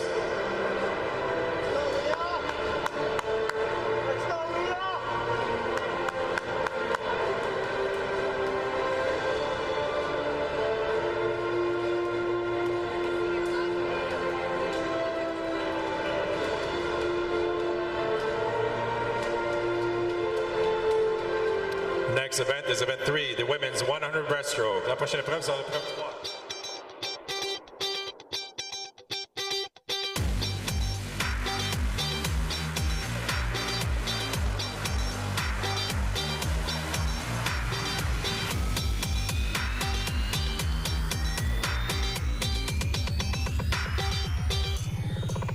Set.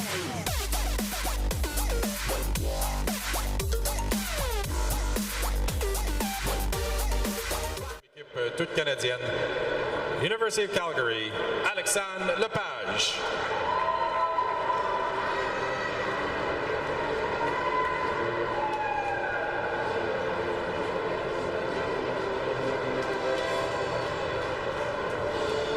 And the gold medal winner and first team All-Canadian, la médaille d'or, la première équipe d'étoiles canadienne, Western University, Shona Branton.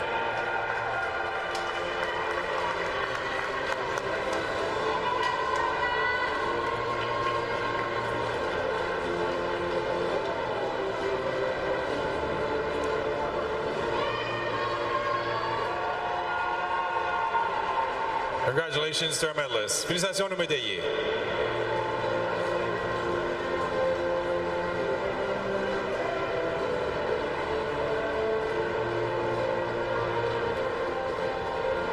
The next event will be the men's 100-meter breaststroke. Prochaine épreuve, le 100 mètres brasse masculin.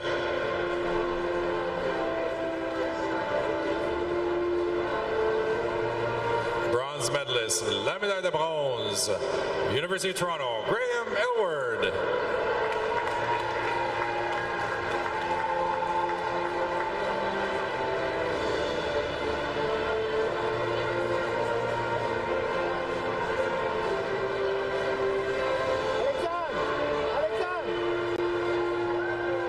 La médaille d'argent et deuxième équipe toute canadienne. The silver medalist and second team All-Canadian from University of Toronto, Gabe Mastromateo.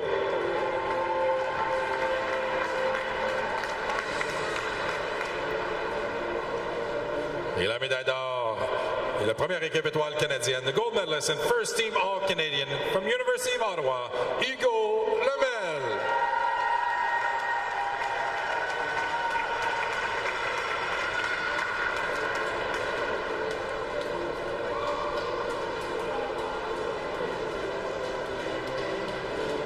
Congratulations to our medalists. Félicitations à nos médaillés.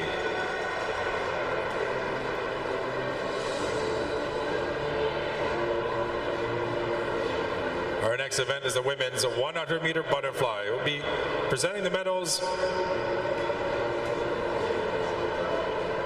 Présentons maintenant les médailles pour le 100 mètres papillon féminin. La médaille de bronze, the bronze medalist from University of British Columbia, Sheila Wist.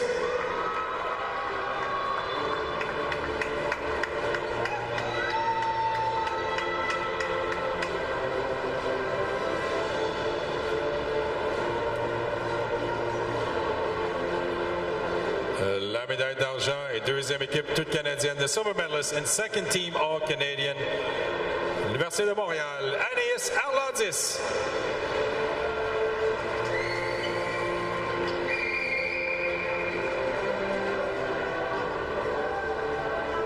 Et la médaille d'or et première équipe étoile canadienne, the gold medalist and first team All-Canadian, University of Toronto, Nina Mullen.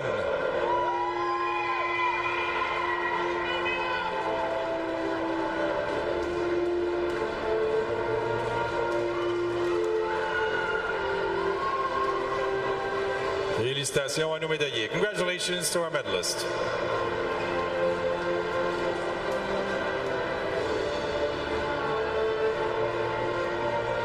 Our next medal ceremony will be for event 6, the men's 100-meter butterfly. Prochaine remise de médaille sera pour le 100 mètres papillon masculin, l'épreuve 6. La médaille de bronze, bronze medalist from University of Calgary, Thomas McDonald.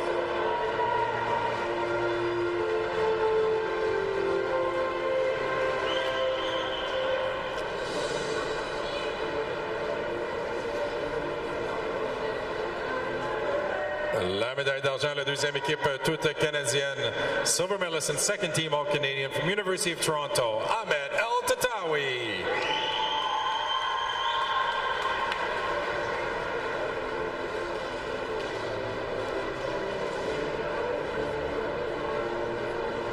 Et la médaille d'or et première équipe d'étoiles canadienne. The gold medalist and first team All-Canadian from University of Toronto, Bill Dongfang.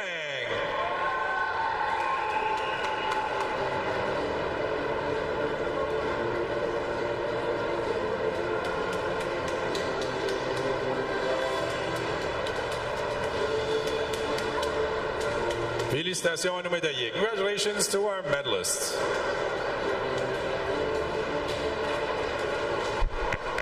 next event in the pool is the women's 50 backstroke, event 7. This is the C final. We'll do a test first. This is a test.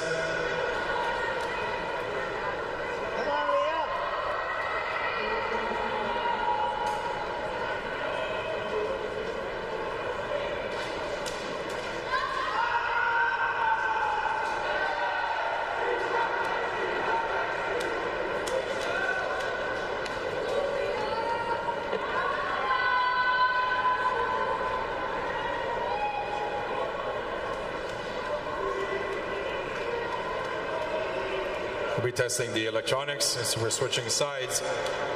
Our timers look over. We'll be testing this electronic system.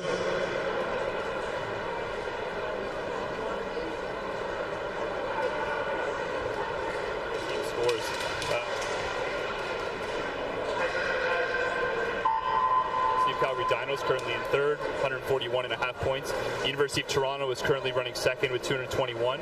And the UBC Thunderbirds are pretty well out in front with 257 points, again, just through our first few events on the program there. On the men's side of the meet, it is University of Calgary currently running third with 141 points. McGill University, the home team, running in second right now with 160. And it is University of Toronto leading the way on the men's side with 200 points. As we keep our eyes on where all these numbers are totaling throughout the meet as we see the swimming going on constantly around us.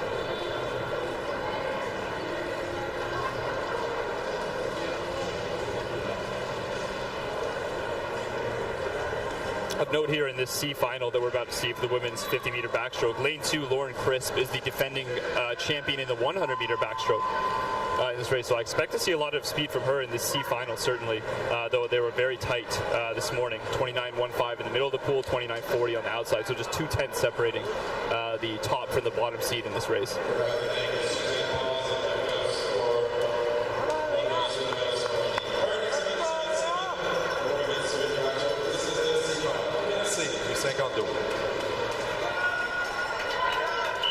All right, and we're returning to racing here as the C final gets ready to go.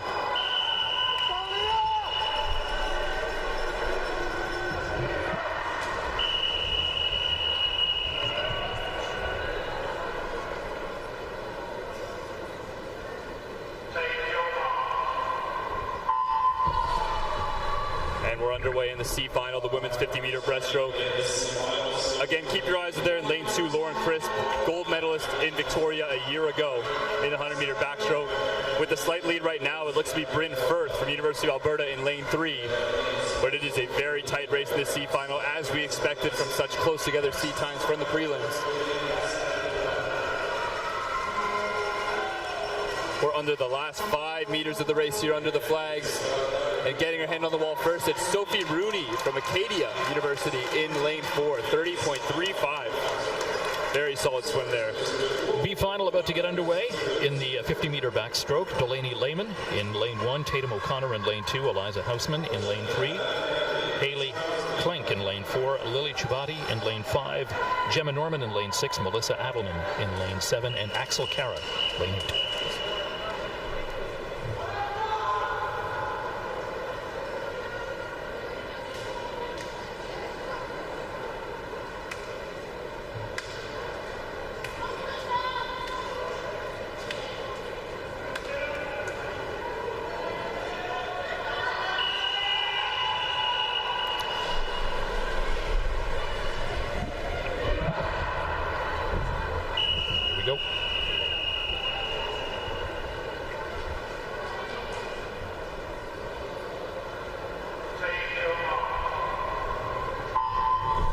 The block here in this B final in the women's 50-meter backstroke. Again, 3 swimmers from Toronto here in lanes 4, 5, and 6. Haley Klenk, Lily Chubati, and Gemma Norman. So grid points to pick up and try to start to close on UBC in that team race here. We'll see how they can do ranking-wise in this B final. But again, quite a tight race. Haley Klenk, University of Toronto, looks to be out to the very slight lead in lane 4, potentially building away here. Looks to be out by a half body length now. And she will hit the wall first in 29.52. An excellent long course 50 back performance from Haley Klenk, University of Toronto. Delaney Lanham finishing second from the University of Lethbridge in 30.20.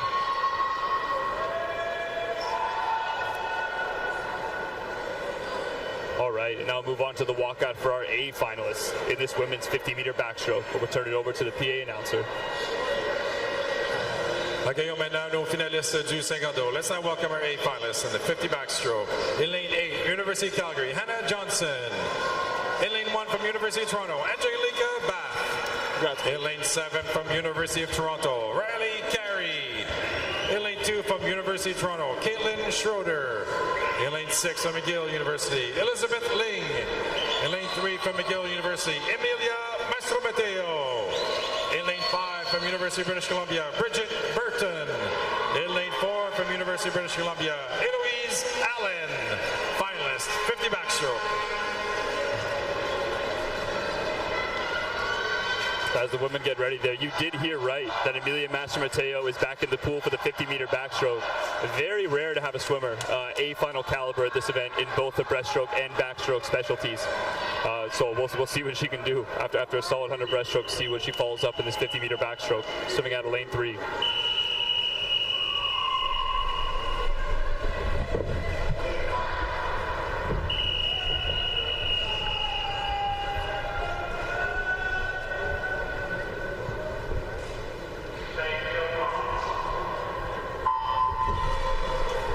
Underway in this one length of backstroke. UBC's Eloise Allen and UBC's Bridget Burton are in 4 and 5. They had some excellent starts in underwater kick this morning to get themselves in those middle lanes.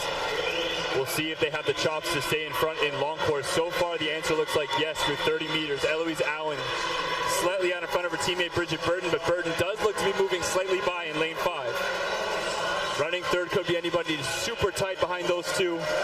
But indeed, taking the touch for UBC, it is Bridget Burton in lane 5, 28.91, with her teammate Eloise Allen in 4, touching at 29.29. Unofficially taking the bronze there for University of Toronto. That's Riley Carey out there in lane 7, 29.38.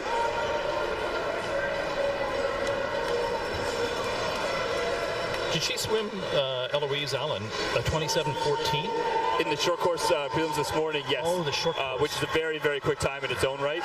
The U Sports record here held by Kylie Maas, Olympic medalist in 100-meter backstroke. So must be long course. Yes, it is. So her 27.84 and her national record 27.18 are a hard one for this field to challenge for now. She left quite a legacy in her U Sports swimming career for the University of Toronto. How are you feeling? Time now for the men's 50. Represent this team.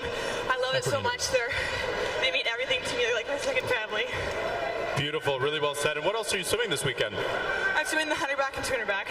Beautiful. Well, we hope to see you back up here very, very soon. Good luck. Congratulations, Bridget Burton. The men's 50-meter backstroke. Now the C final. David Hickey in lane 1, Mark McKenzie lane 2, Driss Larici in lane 3, Liam Ferguson lane 4. Thomas McDonald, lane 5, Ethan Fast, lane 6, Matthew Brough in lane 7, and Cooper Waddle in lane 8. 50 meters, men's backstroke.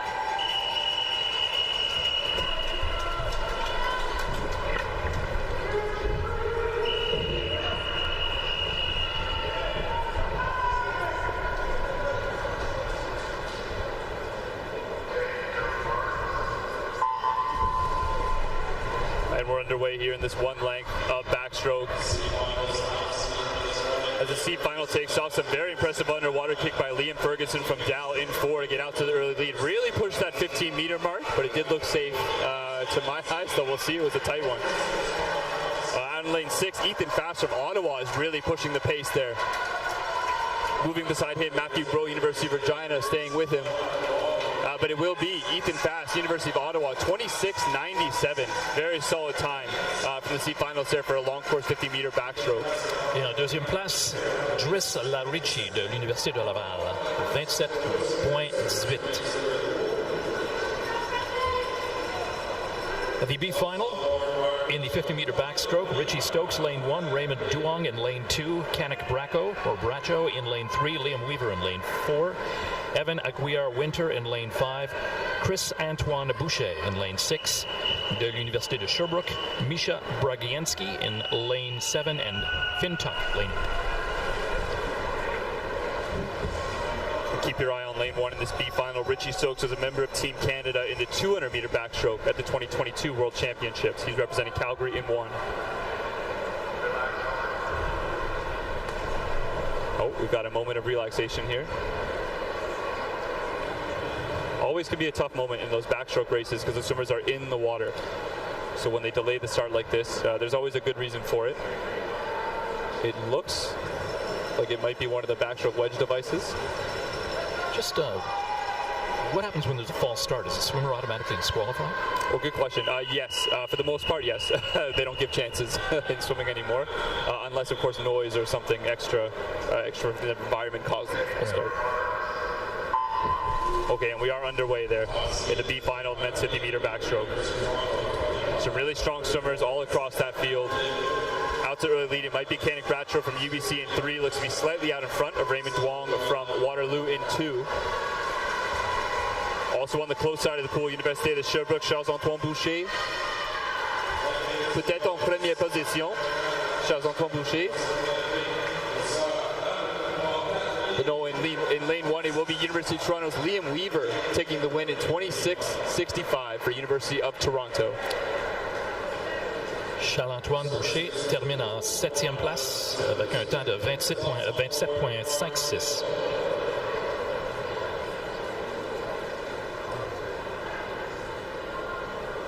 And now moving on to our A final in the men's 50-meter backstroke. We'll go to the PA announcer to hear their walkout. Let's welcome our A finalists. Accueillons maintenant nos finalistes du 50 in lane 8, University of British Columbia, Alexander Lakovich. In lane 1 from University of Alberta, Min Nguyen. In lane 7 from University of Ottawa, Alim Kurji. In lane 2 from University of Calgary, Stephen Calkins. In lane 6 from University of Toronto, Carter Buck. In lane 3 from University of British Columbia, Hugh McNeil. In lane 5 from University of Lethbridge, Christopher Alexander. In lane 4 from University of Toronto, Andrew Herman. Finalists, 50 A finalists, 50 backstroke. We have a monstrous field assembled here in this men's 50-meter backstroke. Of course, we saw Andrew Herman with a U Sports record this morning, 24.03 50-meter backstroke. So expect to see him out to the lead early. But also in this field is defending champion Chris Alexander from Lethbridge in lane 5, Hugh McNeil, Team Canada member, 2023 World Championships, the 200 backstroke, Stephen Calkins, Team Canada member, recently these last World Championships in Qatar. Just some very, very solid swimmers across this field. So might see quite the battle here to get their hand on the wall first.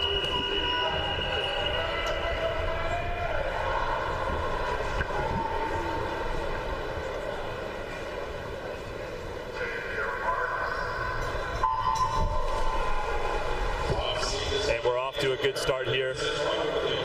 Out to 15 meters, it already is Andrew Herman with a slight lead out front, but the field not far behind him at all. We'll see if he can hold on to this long course 50. The U Sports record this morning, 24.03. Very impressive in the short course pool. But it does look to be Lethbridge Chris Alexander showing off some swimming ability for this long course 50. And it looks to be all Chris Alexander. He hits the wall 25.89, University of Lethbridge. Andrew Herman just 2/10 behind in 25.91. He'll take the silver for Toronto. And Hugh McNeil 600ths behind him in 25.97 for UBC and the bronze. Wow. So you're hearing that right, less than 1/10 of a second between gold and bronze there in the men's 50-meter backstroke. Huge swim. And now we'll go to the poolside announcer for the interview. En troisième.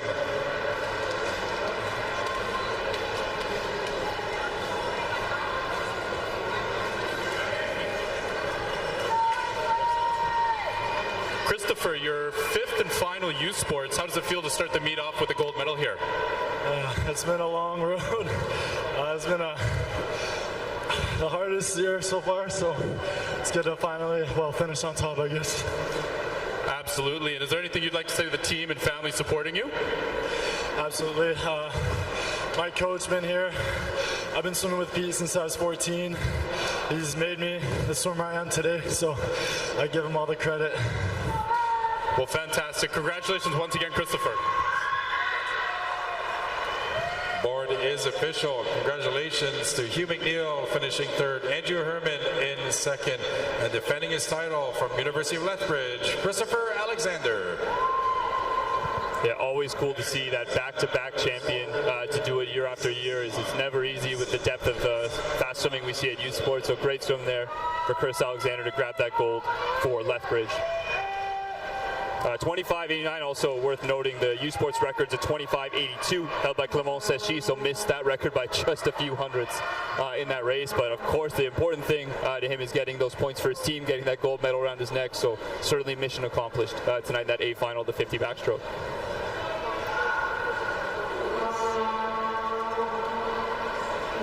And we're seeing a brief technical pause here as the officials walk back to the other side of the pool, resetting after that 50 meters of backstroke, as we prep for the women's 400-meter medley, or 400-meter IM is what we're going to see next.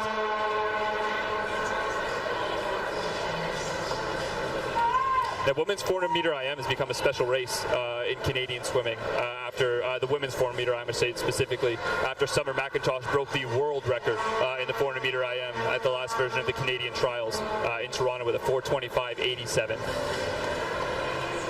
I don't expect anybody to approach that standard tonight, but very cool to see her dominance in international swimming over recent years, and I certainly expect her to have a big presence in Paris. In the C final, lane 1, Paige Dooling from the University of Victoria. Also from the University of Victoria, Amanda McCallum in lane 2. Emma Mitchell in lane 3 from the University of Calgary. From Western, Heidi Bartok, lane 4. Emily Schofield from Dalhousie in lane 5. Also from Dalhousie, Kate Tuck, lane 6. Isabella Mastriani from the University of Calgary in lane 7. And Greta Agulhas in lane 8 from the Thunderbirds. The C final.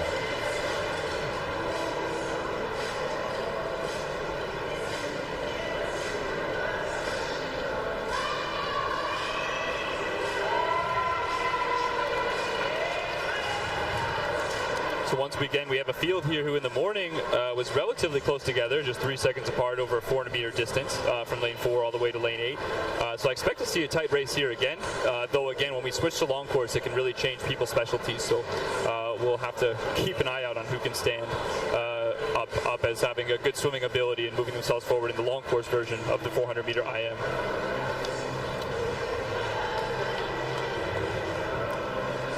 I'm Richard Dagenet alongside Bradley Crocker at the U Sports National Swimming Championships, streaming live from the Pointe-Claire Aquatic Center. We are live on CBC Gem, cbcsports.ca, CBC YouTube, and radiocanada.ca/sport. Ici Richard Dagenet en compagnie de Bradley Crocker aux championnats nationaux de natation U-Sport. On est au centre aquatique Pointe-Claire. On est diffusé en direct sur CBC Gem, cbcsport.ca, CBC YouTube et radiocanada.ca/sport. Pour les plus récentes nouvelles concernant cet événement, visitez McGillAthletics.ca.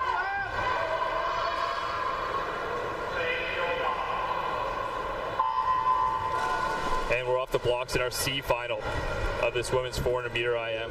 So we're about to see an 8-length race, a bit of a change of pace from the other shorter events we were just seeing in the last few. A test of stamina and versatility in these swimmers, always you see in the 400-meter IM. Out to the very early lead from UBC, it looks to be Greta Agulhas in lane 8, showing off some strong butterfly ability. Less than 50 meters in here.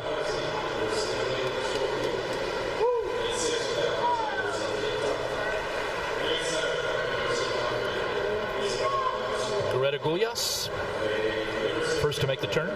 Yeah, she'll turn in 30.31. Solid first 50 there. 400 IM is, of course, you always want to swim faster in any of these races, but you have to think about conserving energy in a race as demanding as 400-meter IM. But Greta Agulhas is a strong butterflyer, using that skill to get her out in front early. And as we change up the strokes, we'll see if she can hang on to that lead. Worth noting in the C final in particular, first place in the C final, meaning 17th overall, worth 9 points. 8th place in the C final, worth 1 point. So in that sense, you're scoring 9 times as much for your team by winning the C final than you are at the bottom. So that kind of puts a pressure on these races to really get your hand on the wall in a good position. The scores multiply quickly in these C finals in particular. Greta Agulhas with a body length lead moving into the backstroke leg. 25 meters in already. In the middle of the pool, it looks to be Heidi Bartok from Western University, somewhere near second. Kate Tuck from Dalhousie also threatening for second, and they're in lane 6. And currently running 4th very close to third. Looks like Emma Mitchell from University of Calgary in lane 3. And it's still Greta Golias at the front of this field, 1:45.39 through 150 meters of this race. She has a 3-second lead on Heidi Bartok from Western out there in lane 4. You mentioned stamina, versatility. I guess those are the traits that swimmers who dominate this kind of event have. Absolutely, and you might see as we see these, we have 6 heats of the foreign giant ultimately that we're about to see tonight. You definitely can see some big lead changes as we switch strokes. If someone's strength is someone else's weakness, you can see leads dissolve very quickly or grow very quickly as people move into their strengths. Greta Golias, very solid across the butterfly and backstroke, certainly in this field, leading out 2:24.71, holding a healthy lead. Now over Emma Mitchell from University of Calgary has moved into second there, out in lane 3. Very tight race for second behind her, but Golias out to nearly 2 body length lead now through 25 meters of breaststroke.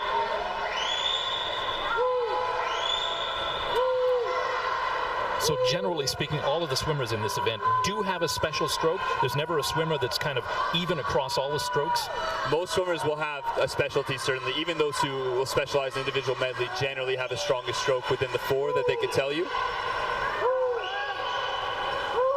Breaststroke, as people that watch individual medley a lot can tell you, breaststroke is often where we see things shift up with strong breaststrokers often waiting through the first 200, pacing themselves before they attack on their specialty leg.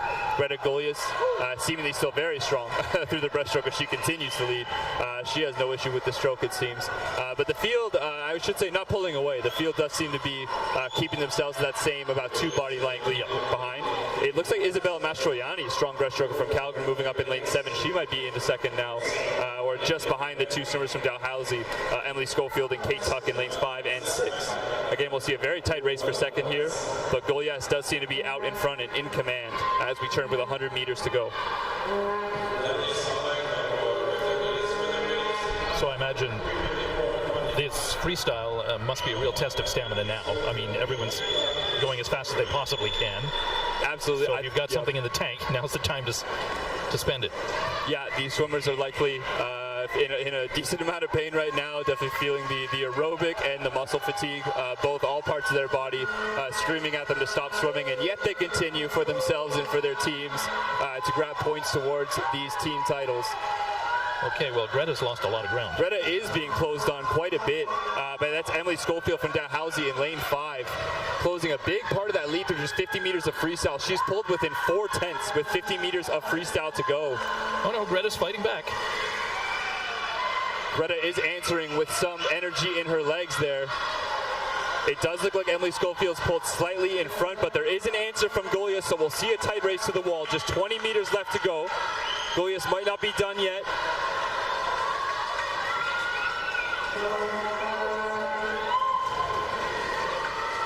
But it does look to be Schofield had the legs down the stretch at the end of that race. Yep. She will hit the wall first in 5:04.44 to take the win in that women's C final. Golias second in 5:04.88 for UBC. B final in the women's 400-meter medley coming up. Gabrielle Brown from McGill in lane 1, also from McGill. We've got 3 swimmers up first. Lane 1, 2, and 3, all swimmers from McGill. Maya McGann from McGill in lane 2. Natasha Frost in lane 3. Hannah Bennett, lane 4 from University of Calgary. Shannon Russell, lane 5 from U of T. Jade Lowe from UBC Thunderbirds, lane 6. Robin Vadajka, lane 7 from Western and from UBC. Amelia Barrow in lane 8.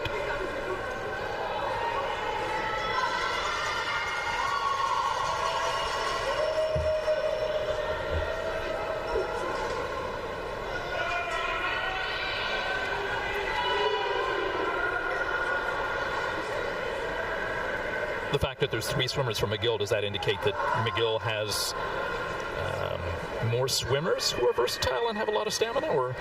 The McGill swimmers right now on the women's side definitely seem to have a slight specialty towards the distance events. Anything very hard.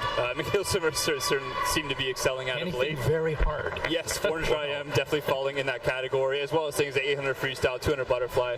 The events of swimmers like myself avoided at all costs chaos when they swim, but these swimmers certainly show no fear in approaching events like that.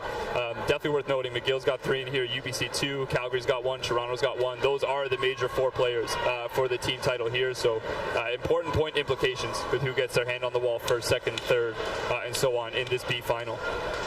So for swimmers to specialize in these hard events, is that more saying something about the swimming, or is it more saying something about the coaching? Oh, it's a mix of both for sure. It's got the work ethic's got to come from the swimmer. You know, they need to be willing to put in the work. That can't be coached? I think to an extent it definitely. A coach can inspire you, you know, to work hard beyond, you know, limits you set on yourself personally maybe. But certainly credit to the athletes for being willing to put that work in, day out. Certainly a combination of that and excellent coaching though, especially to pick up those technical elements of the swimming. That's something that's good to have an eye outside the pool helping you to make adjustments on the technique. B final about to get underway in this women's 400-meter medley.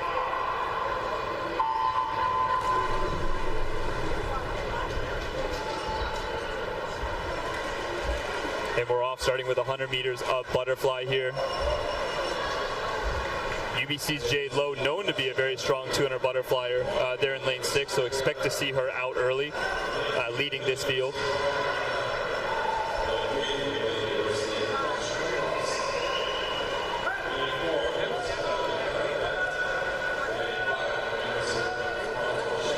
Indeed, it's Jade Lowe from UBC, wasting no time and trying to build up a lead here, just like her teammate did in the last heat, 30.29 to start this 400-meter IM. She's followed by University of Toronto Shannon Russell right now, swimming out of lane 5.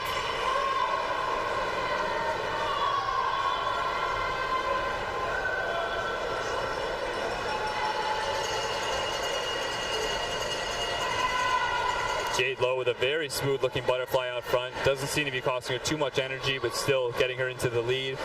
We'll see how she fares through the other strokes here. But she will touch first 105.38 through 100 meters of this race. She's now followed by Hannah Bennett from University of Calgary in 4. Currently running third from Western University, that's Robin Vadajka.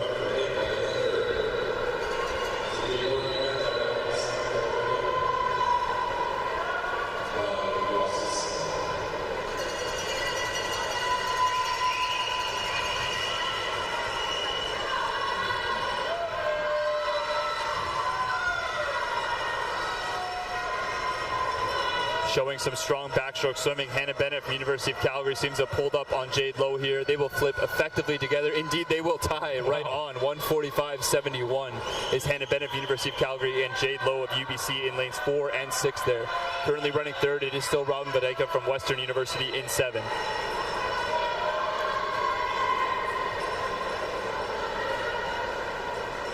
And there's Hannah Bennett using that second 50 at backstroke to build a little bit of a lead on Lowe. We'll see how this translates into the breaststroke leg. Natasha Frost from McGill also using some strong backstroke there to put herself into the conversation here. Looks to be moving into second. Touching first through halfway, 224.08. That is Hannah Bennett from University of Calgary.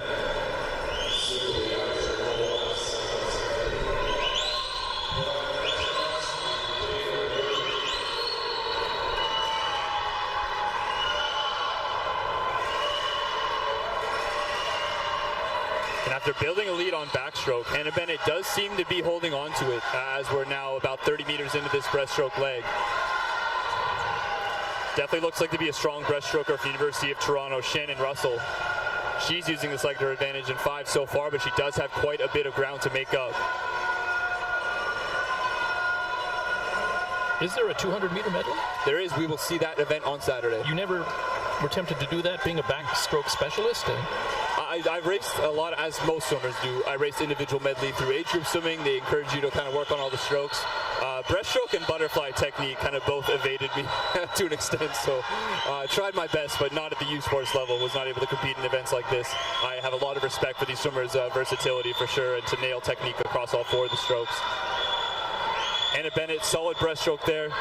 She's holding out in front. Jade Lowe seems to be holding on to second, and it is Shannon Russell closing on both of them in lane 5, but it looks like she'll run out of space here as we move on to the freestyle leg to make up that lead entirely.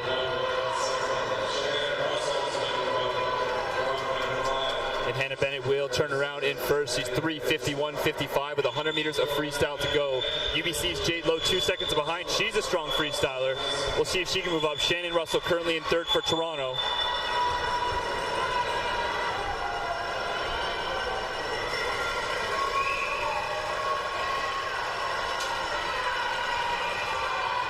Hannah Bennett still strong and smooth through the first 50 meters of this freestyle.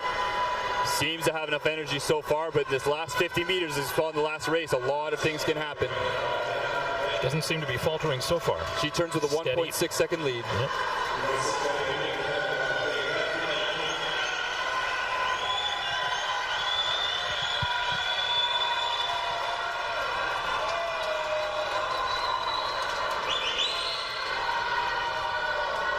Jade Lowe trying to close here in the last 20 meters.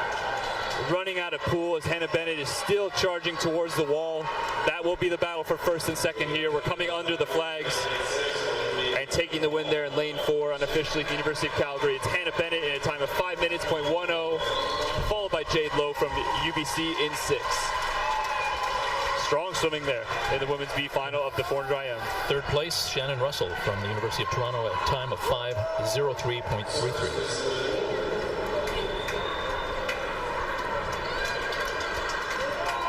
As that gets wrapped up, we'll move on to our A final in the women's 400 meter IM. But we'll turn it over to the PA announcer to hear the walkout.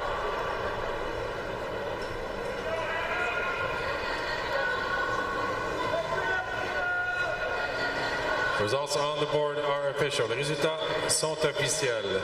Accueillons maintenant nos finalistes du 404 nage. Let's now welcome our A finalists for the 400 medley. In lane 8, University of Victoria, Erin Epp. In lane 1 from University of British Columbia, Rosalie Davidson. In lane 7 from University of Toronto, Anna Hine. In lane 2 from University of British Columbia, Emma Spence. In lane 6 from University of Alberta, Olivia Brenzan. In lane 3 from University of British Columbia, Cameron Stannard. In lane 5 from University of Toronto, Nina Mullen. In lane 4 from the top seed, University of Calgary, Alexandre Lepage. A finalist 400 individual medley, finaliste A du 400 QED.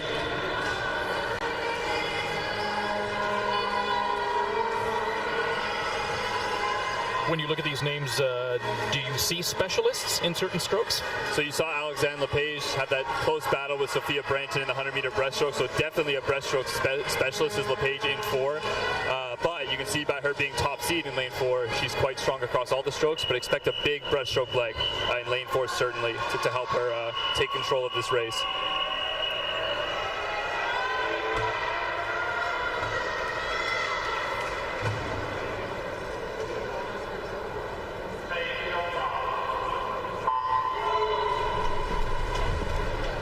Once again, the UBC women showing off how strong their performance was this morning, putting 3 swimmers into this A final in lanes 1 to 3.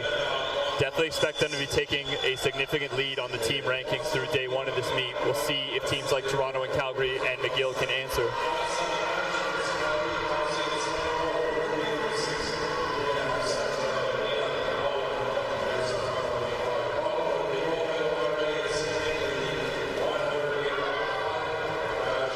Through 50 meters of butterfly all the way out there in lane 8. It's Erin Epp, University of Victoria. She goes out in 30.87. Very tight field across the pool through 50 meters of butterfly.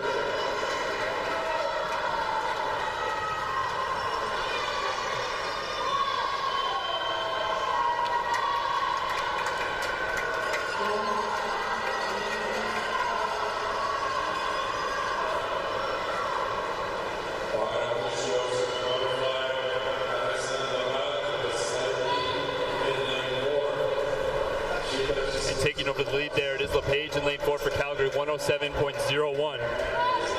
Again, with the level of her breaststroke swimming, these other women should probably try to push now. They're going to need a lead before that breaststroke leg comes. Putting a little bit of pressure on lane 5, that's Nina Mullen, University of Toronto, as well as Olivia Brenzan, University of Alberta, looking solid on this backstroke leg early on.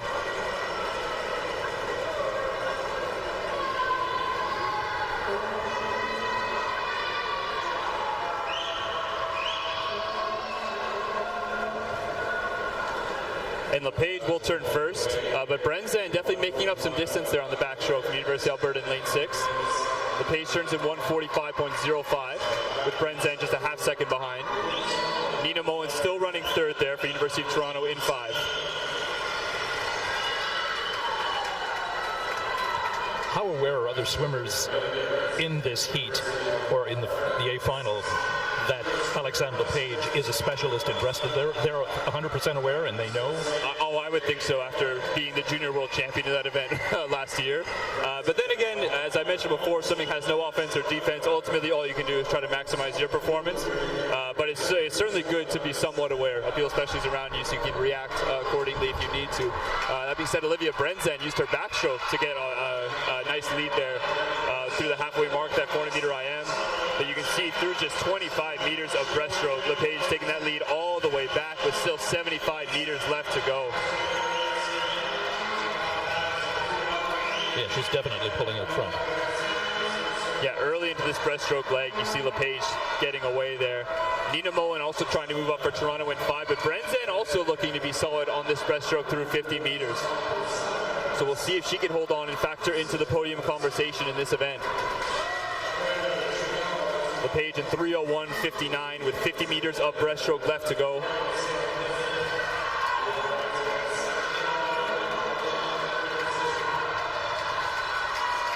Breaststroke and freestyle are LePage's best strokes. So I expect to see a solid finish from here as well. Brenzan out nice and clearly out in second right now. We'll see if she has the legs on the freestyle leg to keep there, but that would be an excellent performance to grab a silver medal for the University of Alberta.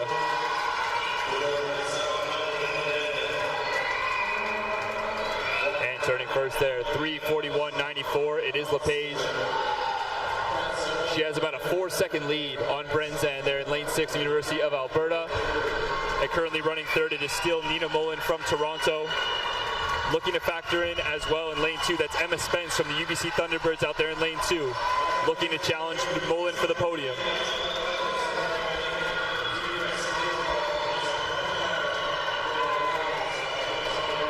LePage may be showing some signs of fatigue there, but still with such a big lead, well in control of this race with 50 meters of freestyle to go. She's 4:17.52, 4:20.61, so definitely cutting into the lead there is Brenzan, but 3 seconds is a lot to try to gain in a 50. Mullen also looking good on this freestyle leg as you move through with about 25 meters to go.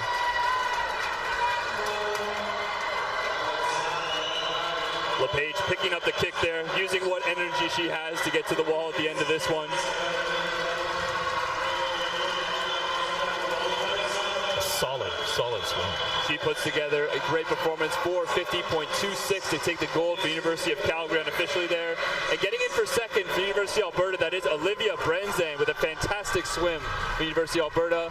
And grabbing the bronze unofficially in lane 5 is Nina Mullen for University of Toronto.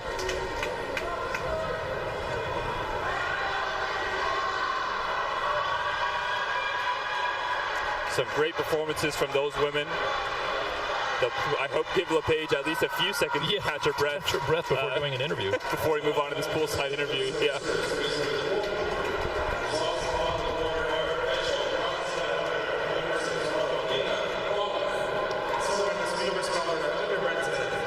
Gold medal winner from University of Calgary, Alexandre Lepage.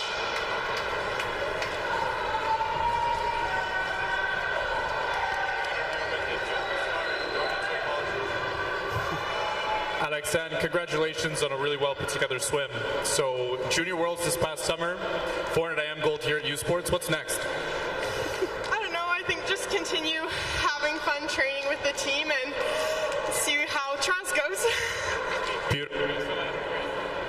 Being such is how do you get ready for it? I think just, trust my training and don't get too stressed about it. Very well said. Congratulations once again. Thank you. Congratulations, Alexandre Lepage, gold medal winner in the 400 IM. Passons maintenant à l'épreuve 10, le 400 mètres Q&E.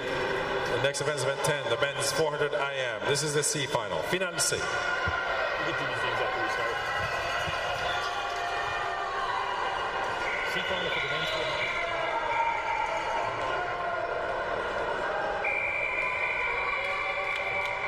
Western. Matthew Ketchin in lane 2.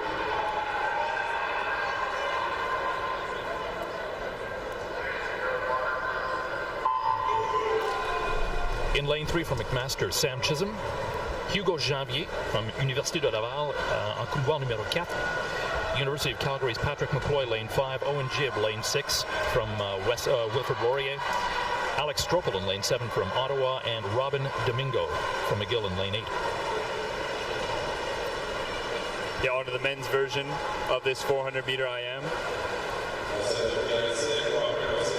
We saw a very deep field in the men's 400-meter IM, which I can talk about as we get to those races a bit later. But we did see, for the first time in my memory, a 4:19 short course 400-meter IM not qualify for the A final, not be fast enough to make the top 8, which is pretty crazy. So a lot of fast men medley swimmers at this meet that we'll see both in the pool now and coming up in our B and A finals. Out to our lead here, it looks to be Calgary's Patrick McCloy out there in lane 5. I had the privilege of watching McCloy swim at the Canada West Championships, and he takes a lot of his races out with a lot of energy in general. So I expect to see him solidly across the first 200 here, and hopefully he'll find the power and the stamina to hold on for the second half of the race as well. He's out to the lead through 100 meters of butterfly.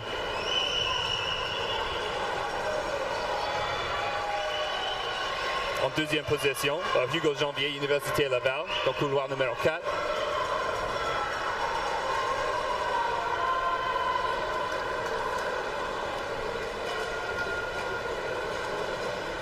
Et après 50 mètres de dos, tie now between Patrick McCloy from Calgary in 5 and Hugo Janvier in 4, with 1:37.48 turning with 50 meters of backstroke to go.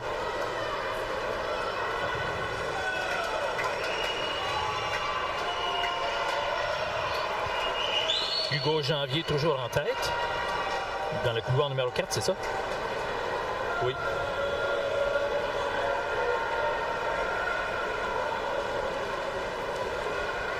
Oui, bon 100 mètres d'eau de Hugo Janvier. En première position maintenant, 2 minutes, 13 secondes, point 1.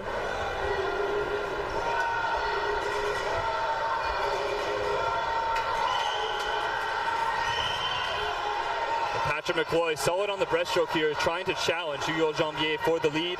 Currently running 3rd, it's Wilfrid Laurier's Owen Gibb there in lane 6. He's also looking solid to the beginning of this breaststroke leg. Yeah, it looks like Patrick's getting by Hugo. Some very strong breaststroke swimming there by Patrick McCloy. To my knowledge, his best stroke is freestyle, so we should be able to have a strong finish to this race. Mais Hugo toujours en deuxième position.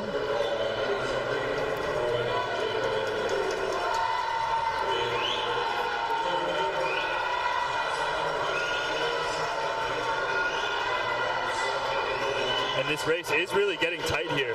McCloy still out to the edge, but Owen Gibb from Wilfrid Laurier with a very solid breaststroke leg as well. He looks to be moving into the slight lead there.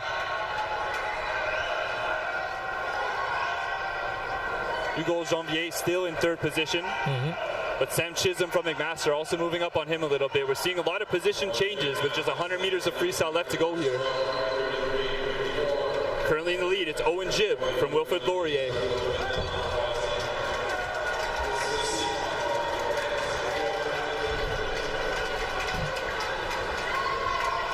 But regaining the lead there through just 25 meters of freestyle, it is Patrick McCloy from the Dinos. Et Hugo Janvier toujours en 3e.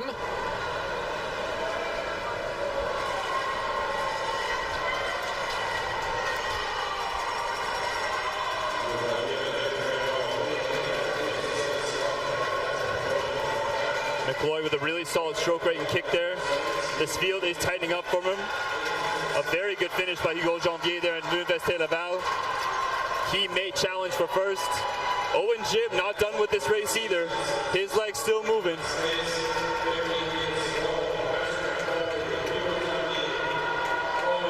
Long strokes from Owen Gibb, just willing himself into the wall here, and he will get the touch for Wilfrid Laurier in this C final in 4:35.84. Great swim there for Owen Gibb. In second place, Patrick McCloy from the University of Calgary at a time of 4:36.06 et Hugo Janvier en troisième, 4:36.22. Tout un âge. Bel effort.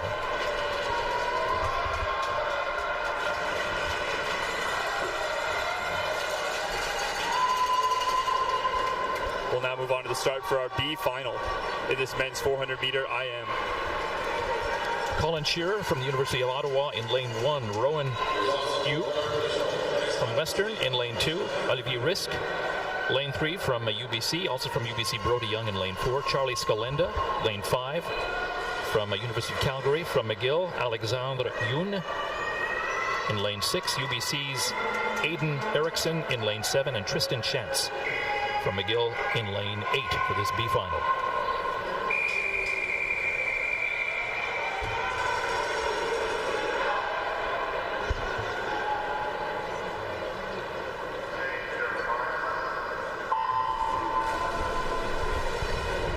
They are off. We are off the blocks here, and there is a lot of talent in this B final of the men's 400 meter IM. Again, that top seed there is Brody Young from UBC. He was 4:19.51 this morning, a very strong 400 meter IM time, but relegated to the B final just because of the amount of talent that's here that went a little faster to make the A. Out to the early lead right now, it looks to be McGill's Alexandre Younes out there in lane 6. He turns to 27.87 to take the early lead in this race. Currently running second is Colin Shearer from Ottawa, all the way out there in lane 1.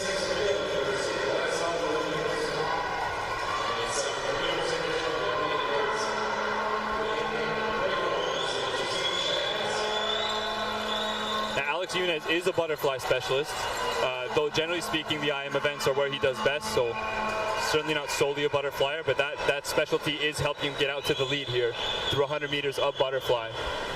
He will turn in 59.68 to take the slight lead over UBC's Brody Young in 4.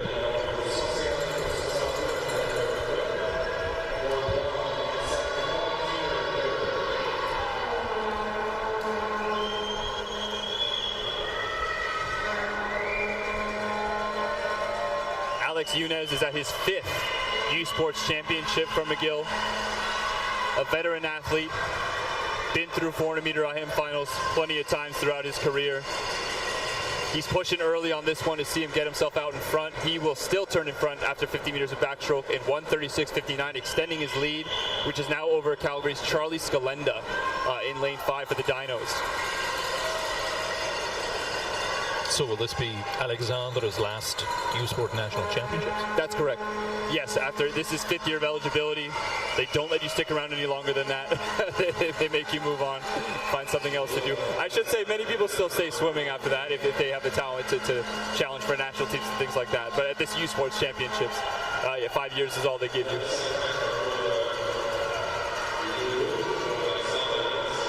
And Younes still in front, 2:13.11 there for McGill. Charlie Scalenda has closed a little bit there in lane 5 for the Dinos, but it is still a pretty close race across the pool. UBC's Aiden Erickson in 7 is right there, and UBC's Brody Young in 4 is right behind those two swimmers.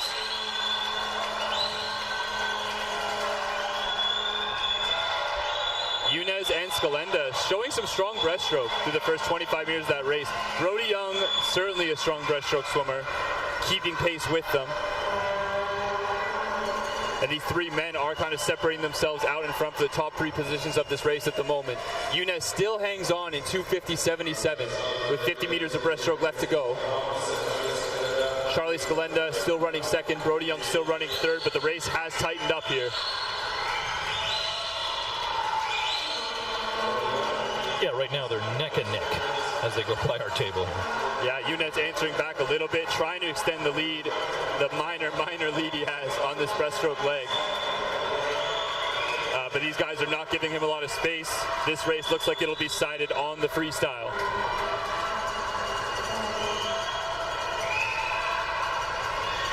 Three strong freestylers amongst these 3 men, so this still could be anybody's race. We'll see who has the most left in them, who can dig the deepest. That will dictate who gets on the wall first. Alex Younes with about a half or a quarter even body length lead over Charlie Scalenda and Brody Young. We'll see if this home crowd can get him energized, see if he can find his way home in this race. It's working for him right now.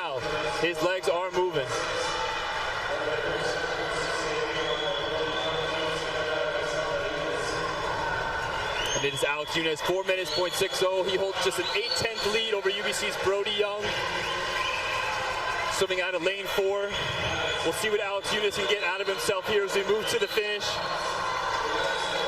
A very difficult part of the race, this, mentally and physically. Yes. Younes breathing the right way, looking at these guys every stroke. Hanging on. He's not going to let them get by him. We're under the flags. Home pool. Last U Sports Championship of his career. Younes takes the win in the B final, 4:31.06. Taking the win there for McGill University. Great swim by Alex Younes. Brody Young of the UBC Thunderbirds in second place, and in third, Charlie Scalenda from the University of Calgary. Again, picking up some very important points there for UBC and University of Calgary in the team race as well. Definitely need to keep your eyes on all spots in these finals.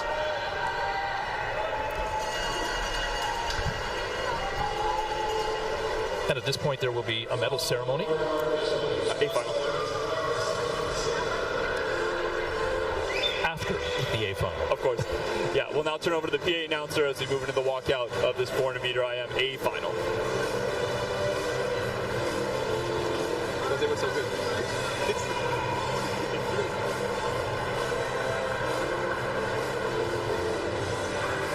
Accueillons maintenant nos finalistes du 404 nages. Let's now welcome our A finalists of the men's 400 medley. In lane 8, University of Toronto, Brandon Oswald. In lane 1 from University of Calgary, Matthew Tirgianis.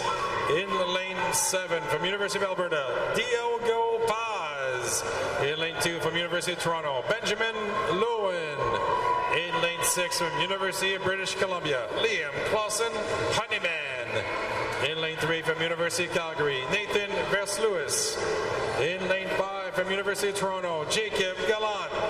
And in lane 1, your top seed from this morning, University of British Columbia, Hugh McNeil.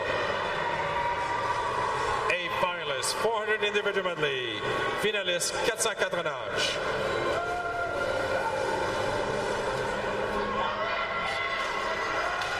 This 400-meter IM is a very tough one to call. Strong field here. Hugh McNeil and Jake Gallant in lanes 4 and 5 seem, not just based on performances this morning, but also just their performances over their career.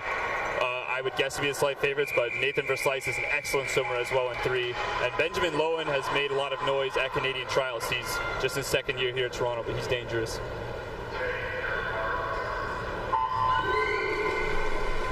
Got a lot of talent here. Hugh McNeil, as I mentioned earlier, represented Team Canada at the 2023 World Championships in the 200-meter backstroke.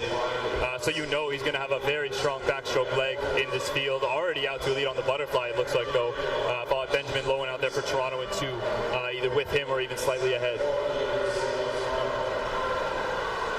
Yeah, when you asked me earlier, Richard, do some individual medley swimmers, do they all have a specialty? Jacob Gallant from University of Toronto is a good example of someone. His specialty is breaststroke, but it is slight. He is very good across all 4 strokes of swimming. So we'll see how he'll certainly try to use his breaststroke legs to his advantage here, but he is somebody definitely without a true weakness. As most of the men here are, though, in this A final with how hard it was to get in with that type of swimming in the morning. And Benjamin Lowen using a very strong butterfly out there in lane 2 from Toronto to get out in front of these very fast men in the middle of the pool. They'll go out in a very quick 58.08 to start this race out. Hugh McNeil currently running second in a minute .2, going on to his specialty, the backstroke.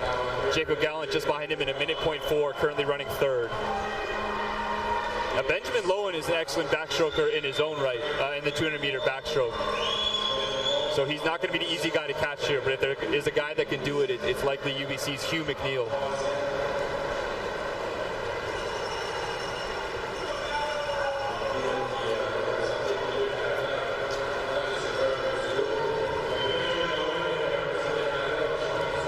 And flipping first, it is still Ben Lowen. He's 1:32.3.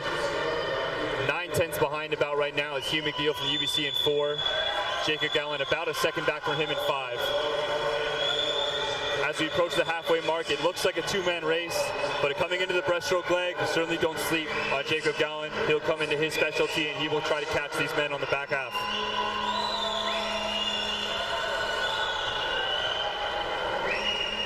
And Hugh McNeil does make up some distance on his specialty, but Ben Lowen hangs on to the lead, 2:05.38 for Toronto out there in lane 2.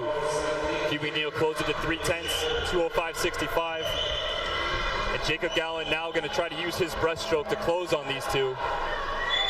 We'll see what he can do with 75 meters of breaststroke left to go. He is already closing to these guys' feet.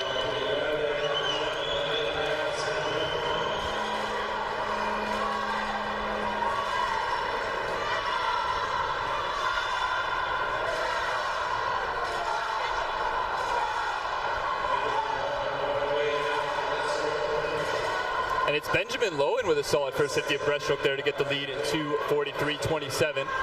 Jacob Gallen did use strong breaststroke. He's up to second now, 2:44.2. And a half second behind is McNeil. We've got a good finish lining up here with 150 meters of his 400-meter IM left to go. University of Toronto teammates Benjamin Lowen and Jacob Gallen currently pushing the pace.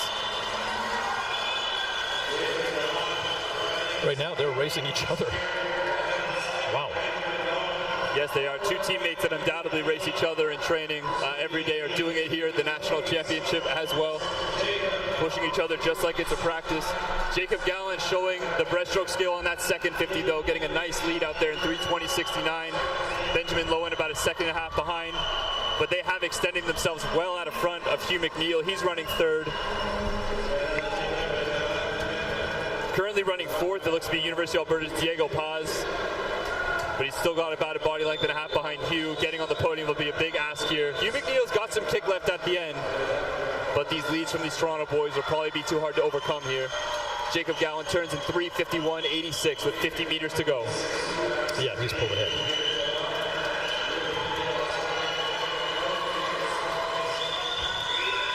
And he doesn't seem to be relenting. No, again, Jacob Gallen strong across every stroke of this 400-meter IM.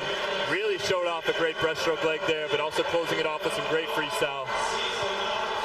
Hugh McNeil making the race for silver, interesting, with a good finish on his freestyle leg. But hitting the wall first in 4:22.88, that is University of Toronto's Jacob Gallen. Benjamin Lowen in 2 will take the silver in 4:23.34 unofficially. And unofficially in third is UBC's Hugh McNeil at 4:24.75. Some very solid long course meter times from the men in that final.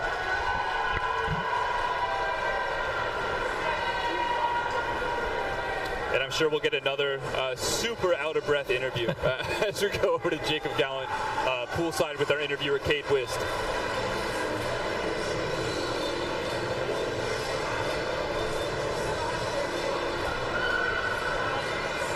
Results on the board are official. Les résultats sont officiels. Swimmers, please clear the pool.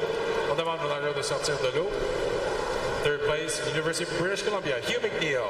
Benjamin Lowen from University of Toronto in second. And your gold medal winner from University of Toronto, Jacob Gallen.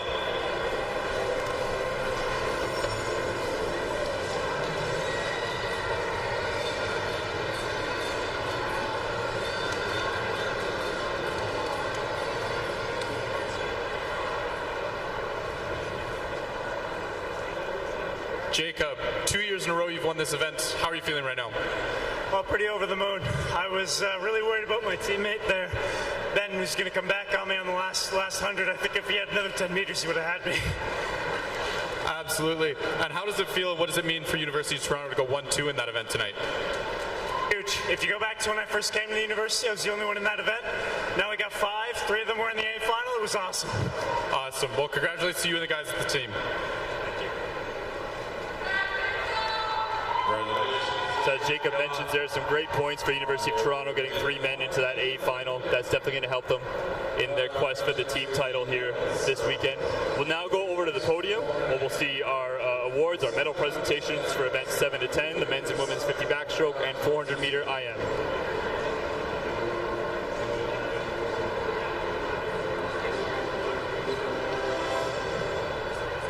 Là, c'est le temps pour la cérémonie de présentation des médailles.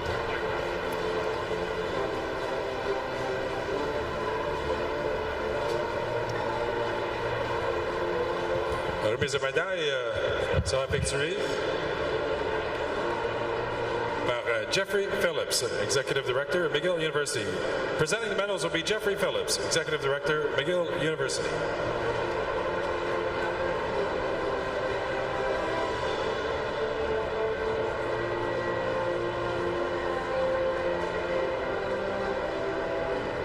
la remise sera pour l'épreuve 7, le 50 mètres d'eau. First event will be event 7, the 50 backstroke for our women's event. The bronze medalist, la médaille de bronze, University of Calgary, Hannah Johnson.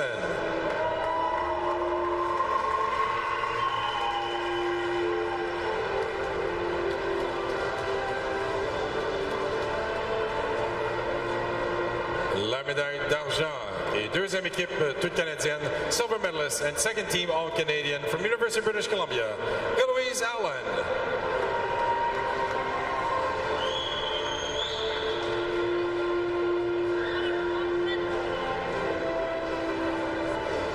Et gold medalist and first team all-Canadian, la médaille d'or, la première équipe d'étoiles canadienne, University of British Columbia, Bridget Burton.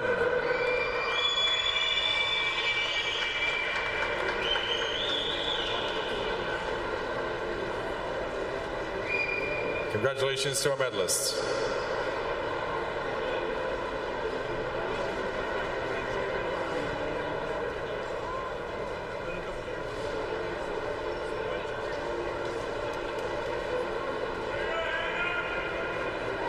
Passons maintenant à la remise de médailles à l'épreuve 8, le 50 mètres d'eau masculin. Our next medals will be presented for event 8, the men's 50 backstroke. Presenting medals with Jeffrey Phillips is Daniel Metat, Director of Sport Programs at McGill University. Bronze medalist, la médaille de bronze, University of British Columbia, Hugh McNeil.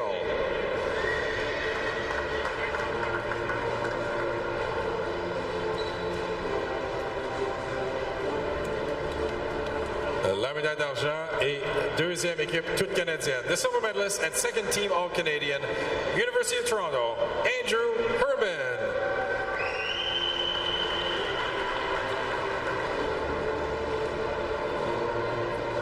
Et la médaille d'or et première équipe étoile canadienne. The gold medalist and first team all-Canadian from University of Lethbridge, Christopher Alexander.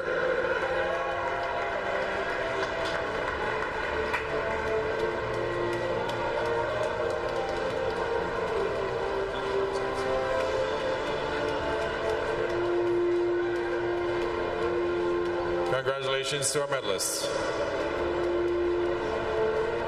Félicitations à nos médaillés.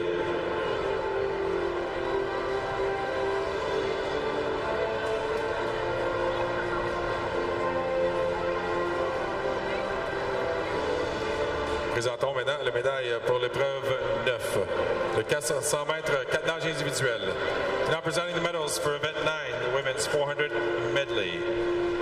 La médaille de bronze, bronze medalist from University of Toronto, Nina Mullen.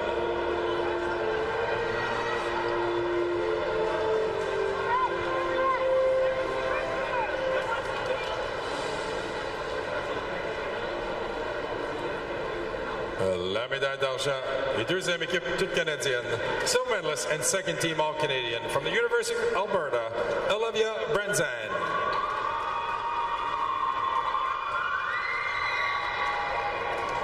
Et la médaille d'or et première équipe d'étoiles canadiennes, gold medalist and first team all-Canadian from University of Calgary, Alexandre Lepage.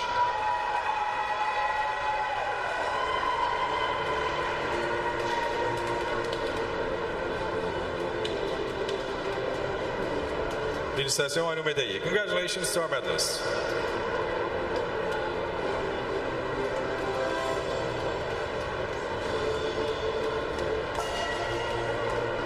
Our next medal ceremony will be for event 10, the men's 400 individual medley. Prochaine remise de médaille sera pour l'épreuve 10, le 400 mètres 4 nages.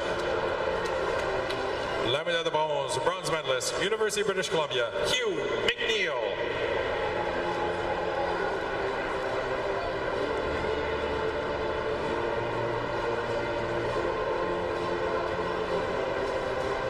La médaille d'argent et deuxième équipe toute canadienne. The silver medalist and second team all-Canadian from the University of Toronto, Benjamin Lowen.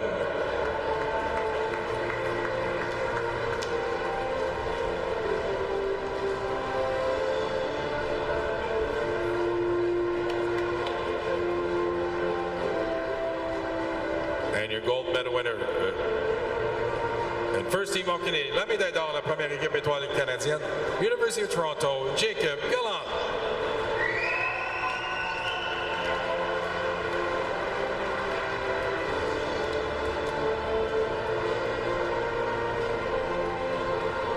Congratulations to our medalists, and thank you once again to Jeffrey Phillips, Executive Director of Athletics and Recreation, and Daniel Method, Director of Sports Programs at McGill University, for the medal ceremony.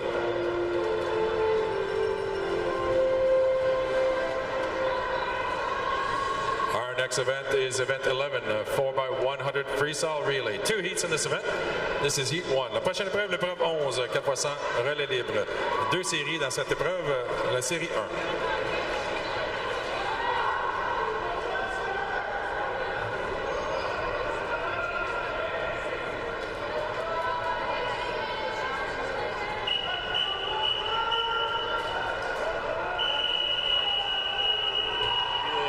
This is heat 1 of the women's 4x100 meter freestyle, about to leave the blocks. We'll get you the names after the start here. So in lane 1 we have Université de Sherbrooke, lane 2 University of Victoria, lane 3 University of Guelph, University of Ottawa in lane 4, Université de Laval en couronne numéro 5, Western University in lane 6, University of Alberta lane 7, University of Waterloo lane 8. Yeah, this is our heat 1 of 2. So this is a time final event. So these teams technically can challenge for the podium. This is an open field, but we'll see. These are our 9 through 16 seeds based on their performances throughout the season.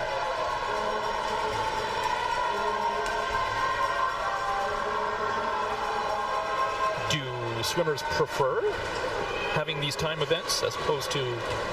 Oh, it saves a lot of effort to not do them prelims and finals. So because there's 4 people on each team that have to swim. So I think the time final is something most swimmers are happy with. So they don't have to do the performance twice in a day in addition to all their other performances, of course. I should say out there to the early lead, it looks to be lane 6. That's Western University's Danielle Treasure, getting them out in front. She's in 59.91. Oh, excuse me, 59.91 a second. But she hands it over to Leah Butler from Western. Still looks like to be pushing the lead in lane 6. Behind there, Université de Laval, couronne numéro 5. And University of Ottawa in 4. Looks to be running 2nd and 3rd right now.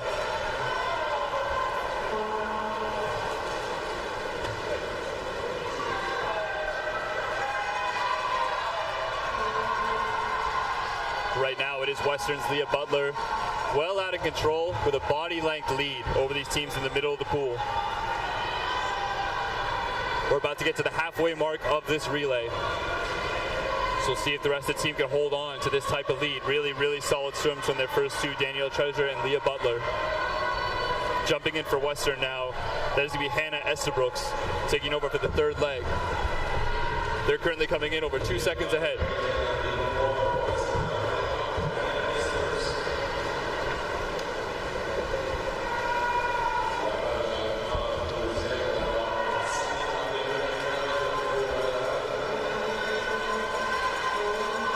Coming up to the 250-meter mark of this race. Western University still well in control of this heat. 2:26.54 as Estabrooks turns. Currently lane 4, University of Ottawa is running 2nd. And moving up to 3rd there in lane 2, it's University of Victoria. That's Isabella Bernuro getting them into the 3rd place position there.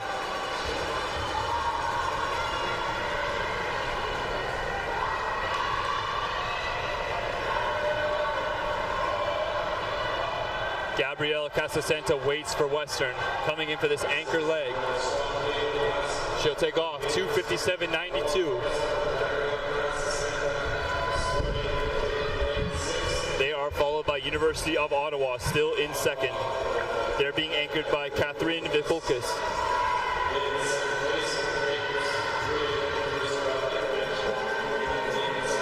Just really a dominant performance in Western here. Now remember, this time does stack up against the rankings from the next heat directly, so they could finish higher than 9th place here.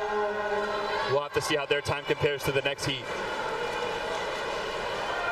What an excellent performance they're stringing together here between these 4 women.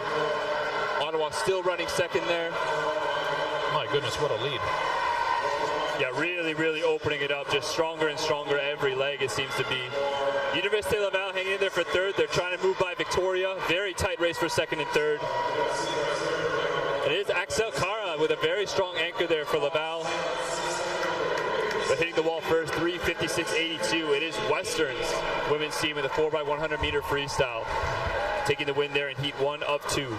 En deuxième place, c'est bien l'Université de Laval. Bonne performance. Oui.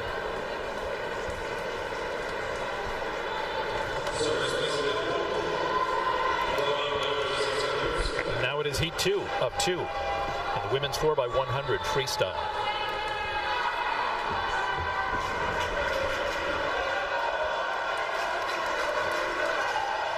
Dalhousie in first lane, second lane University of Manitoba, third lane University of Calgary, University of Toronto in lane 4, University of British Columbia in lane 5, McGill University in lane 6, University of Lethbridge in lane 7, and McMaster in lane 8. And here we see our first relay matchup between University of Toronto and UBC, the two women's teams that look to be in charge of a team competition so far. We'll see who gets their wall in the head, our hands on the wall here first.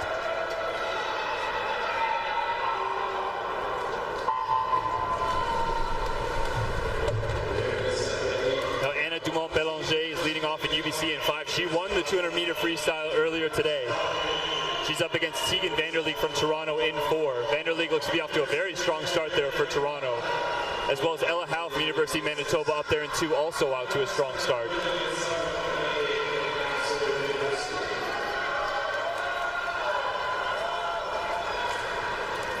Turning in front, it is Vanderleek, 27.42, leading the way for Toronto.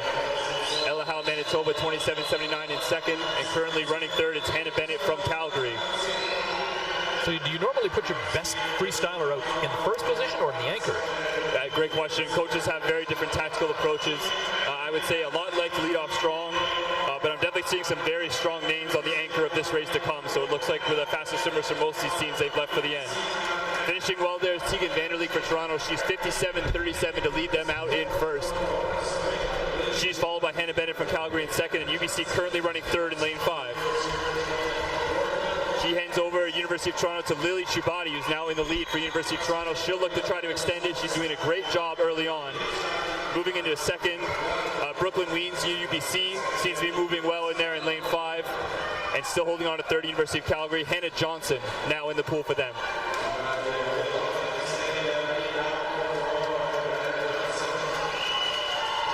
And a really solid front 50 there by Lily Chubati. She turns first in 1:24.4.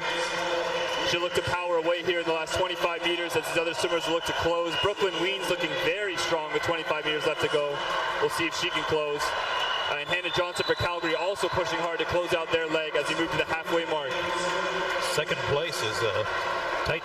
Tight so far. Riley Carey moves into the pool for University of Toronto in lane 4 with a healthy lead.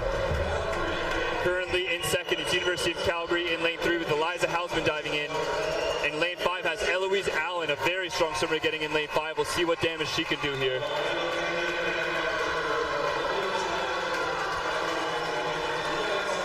I'll tell you, if University of Toronto is able to hand a lead over to Ainsley McMurray, they will get this gold medal with very little doubt. So Eloise Allen will have to do a good job here trying to close on University of Toronto, as well as Eliza Hausen from Calgary.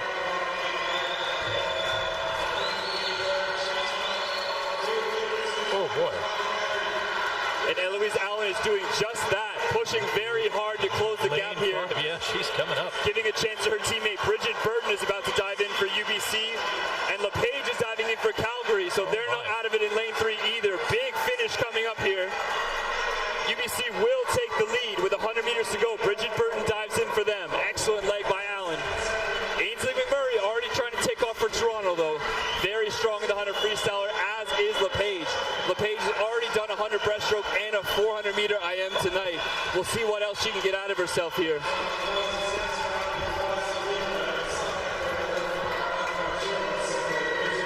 With 50 meters to go, McMurray has charged into the lead, but Bridget Burton is not far behind.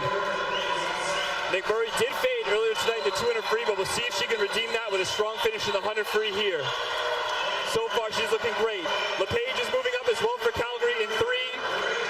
Burton also looking strong.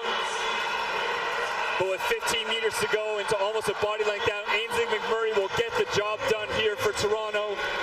She comes under the flags. And she hits the wall at 3:50.26 to get the win there for U of T. excellent performance by Ainsley Murray and her teammates from Toronto.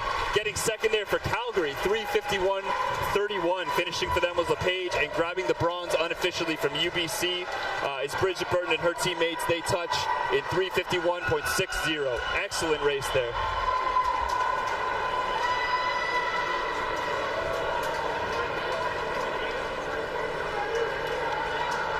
Swimmers, please clear the pool. On demande aux nageuses de sortir de l'eau, s'il vous plaît.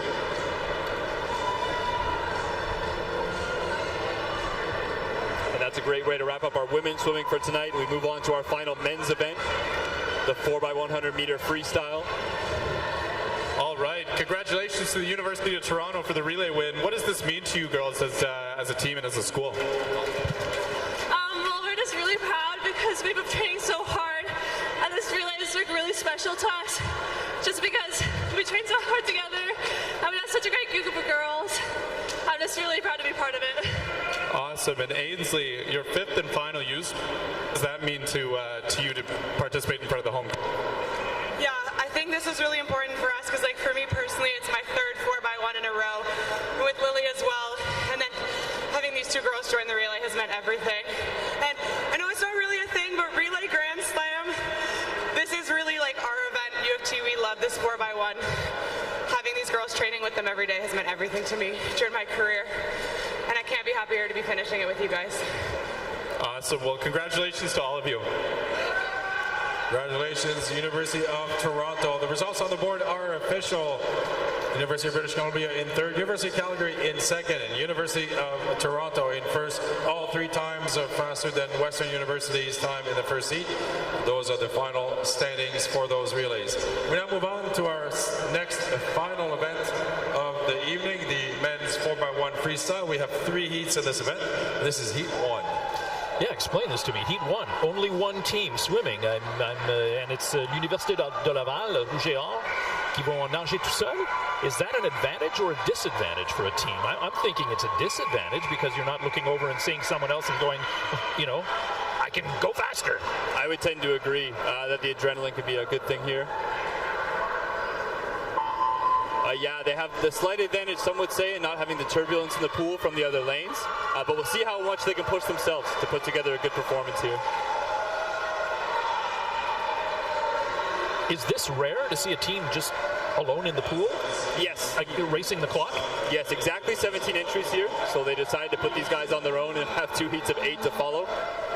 We'll see what these guys can do with that. It is not common, certainly, to see.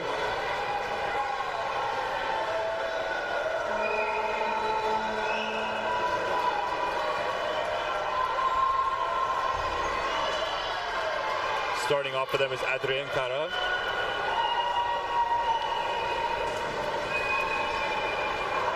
Et le deuxième nageur, ça va être Juan Pablo Colazos de l'Université de Laval. Il est parti. 52.33. Adrien Cara en première position.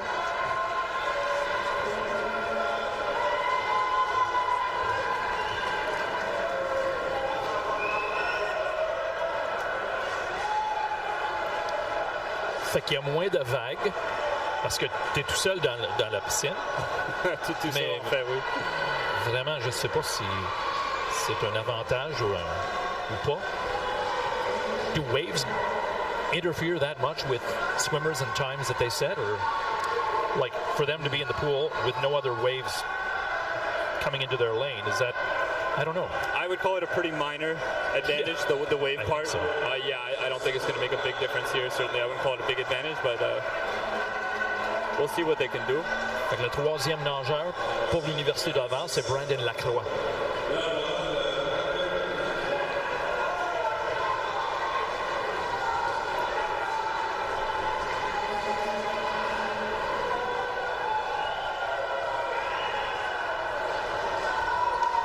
Have you ever had to swim alone in a pool? Like in a race? I don't think so. I don't think I've ever been in this position. Like these guys are either individually or as part of a relay. Not that I have memory of. These guys seem to be, I mean, the effort looks good. It is hard to analyze and compare with no one else in the pool, but I mean, the form looks good. The kick is there. Yep. So we'll see how this time stacks up against the 2 heats to come. La 4e nageur pour l'Université de Laval, c'est Hugo Janvier qui attend son coéquipier.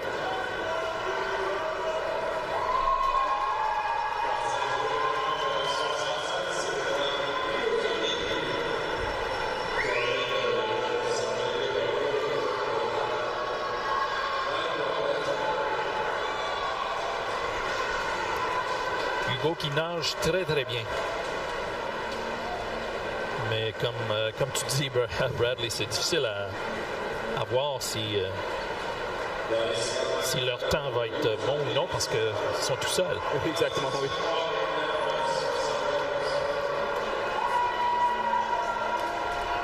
Mais c'est sûr qu'ils se forcent. Ils poussent beaucoup.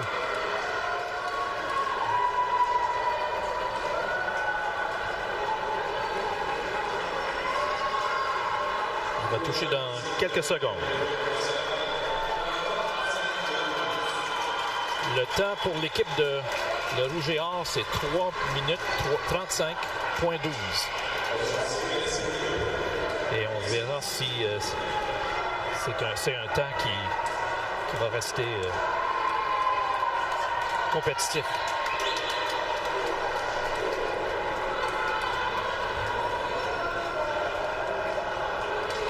Heat 2 of the men's 4x100 freestyle coming up.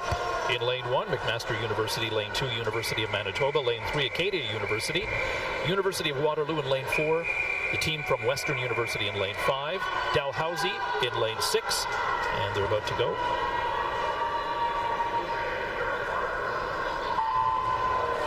And they're off. Université de Sherbrooke dans le couloir numéro 7. Et University of Regina in lane 8. Yeah, so still one heat to come. So these are our 9th through 16th seeded teams, Andy, here. But again, these times can stand against the next heat. So we'll see what the top time is and how that challenges the teams to come. Out to the early lead from Western University. It's Luke Sewerbinder. He's out in 24.71. Strong start to his race. We'll see if he can hold on through the second 50 meters.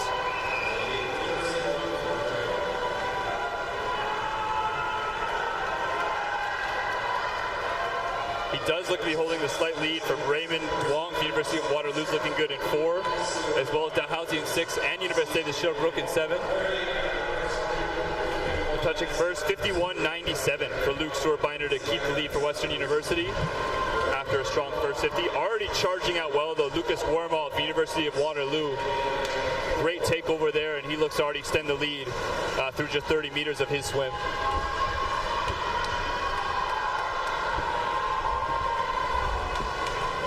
He's up against Zayed Salous from Western University in 5. Wormald extending the lead already, though, to almost a second, or just over a second, I should say. And currently running third all the way out there in lane 8, that's University of Regina, with Ovesh Purahu currently moving into third. L'Université de Sherbrooke est en 5e position pour l'instant.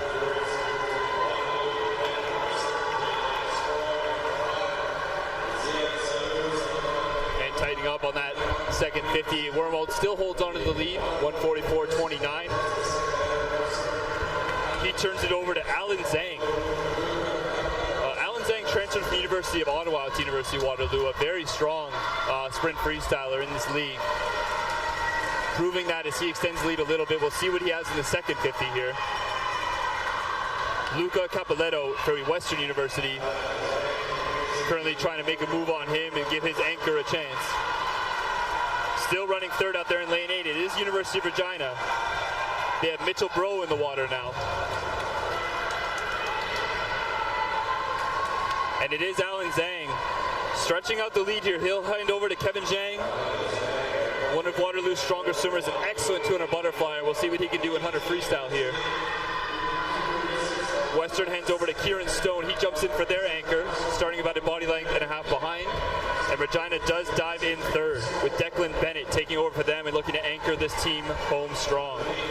Acadia University in lane 3 also looking good, moving up into third, or moving close to third, with Marcus Vaillancourt up there in lane 3. But Kevin Zhang extending the lead early and trying to put this race away with 50 meters to go. He turns at 3 minutes, 0.40. Kieran Stone behind at 3:02.2. Strong in second. Acadia has moved strongly into third, though the race across the pool is still tight for third. Université de Sherbrooke closing with Tyler Blade in couloir numero 7, but taking the win there. It is University of Waterloo with Kevin Zhang. They touch in 3:27.98. Again, we'll see how that time holds up against the next heat. Very solid performance for them to take the win there. Unofficially touching in second is Western University, anchored by Kieran Stone there. Université de Sherbrooke en troisième. Oui, troisième position. Bonne performance par Université de Sherbrooke.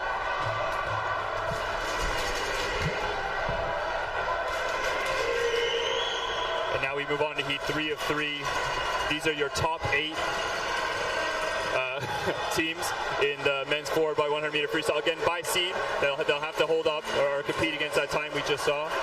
University of Lethbridge in lane 1, University of Victoria lane 2, University of British Columbia in lane 3, McGill University in 4, in 5, University of Calgary, University of Toronto in lane 6, University of Ottawa in 7, and in lane 8, the University of Alberta.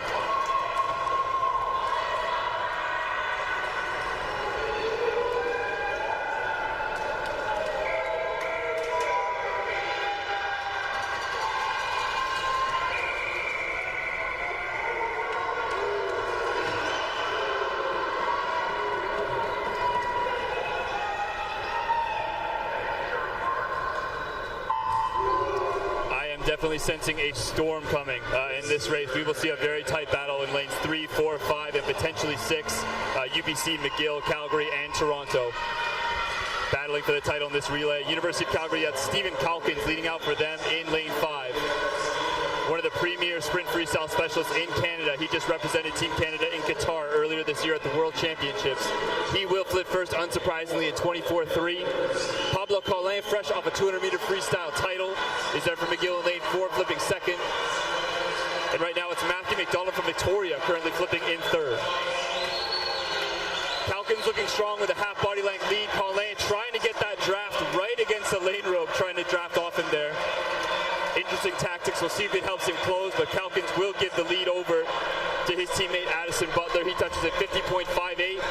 51.1 there for Pablo Colin in second, a great time for him. And 51.6 for Frank Ho from UBC. They currently run third. Addison Butler took over for Calgary there in 5, and Hazem Issa is in for lane 4. He'll try to use his early speed to close the lead on the first 50 and try to hang on from there. Addison Butler is still holding on, 1:14.8, just a 10th behind now as Hazem Issa from McGill, and he will push as hard as he can to get his team in front. Currently running third, it's UT's Liam Weaver. Well, you called it, Bradley. It looks like a storm. We are eye to eye here to the halfway mark. There's still some great swimmers to come from both teams. McGill will hand over to Eric Linsizen in 4, and UFC will hand over to Gibson Black in lane 5. It is Calgary with a 2/10 lead out in front, 1:41.6. 2/10 ahead, but taking good advantage of a takeover there was Linsizen. He extends into the lead slightly. UBC in third, that's Joel Blanco. It is a battle. This one looked tight on paper, and it is indeed tight in real life. Gibson Black with a great first 50 there to get Calgary into the lead again after Linsizen's good takeover. They turn in 2:05.81. 4/10 behind is Linsizen. He could have a strong second 50. He's mostly a 200-meter specialist, but Gibson Black certainly doesn't look like he's fading. Joel Blanco from UBC trying to keep them solidly in third and give the chance to their anchor here. Diving in for Calgary, it's Thomas McDonald, and diving in for McGill University is Malachy Belkalati. He won the silver in the 100-meter freestyle 2 years ago at the U-Sport Championships. Big position for him to be in. Thomas McDonald diving in for Calgary. We'll see if he can hold on. In for UBC, currently in third, that's Jake Gaunt, an excellent freestyler as well. And in for Toronto is Jack Lee. McDonald holds on with 50 meters, but Belkalati has closed it to 2/10. And here Malachy goes, challenging for the position here in their home pool, seeing if they can take the win. Thomas McDonald for the Dinos, pushing as well.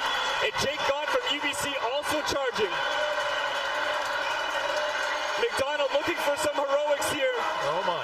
Can he get to the wall for Calgary? Willoughby Belcolati, we are under the flags, neck and neck. Hitting the wall first, it's the Dinos.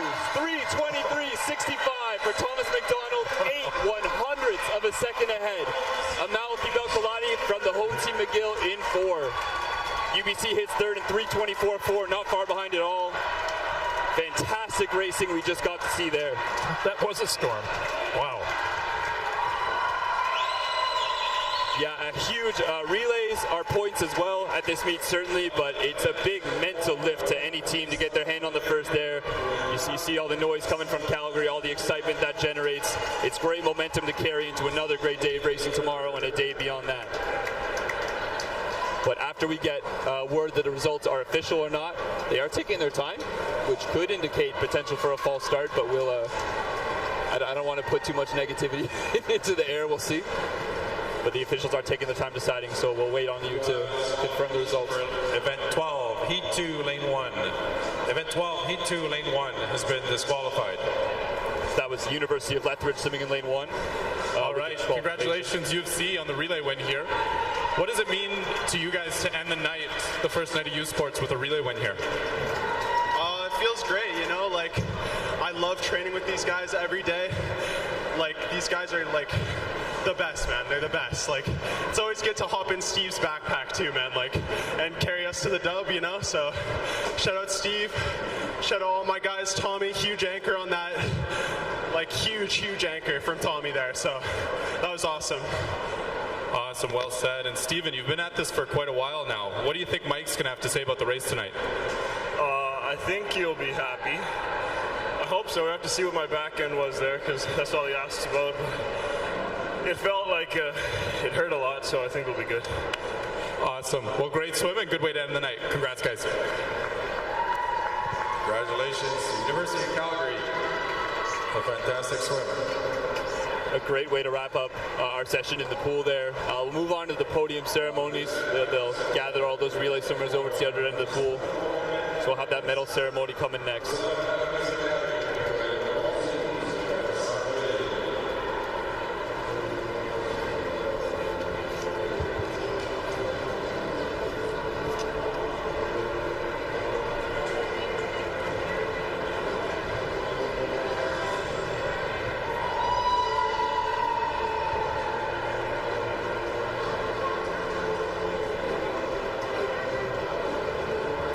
So while we wait for the swimmers to gather, I can give you another update on where the team scoring sits right now.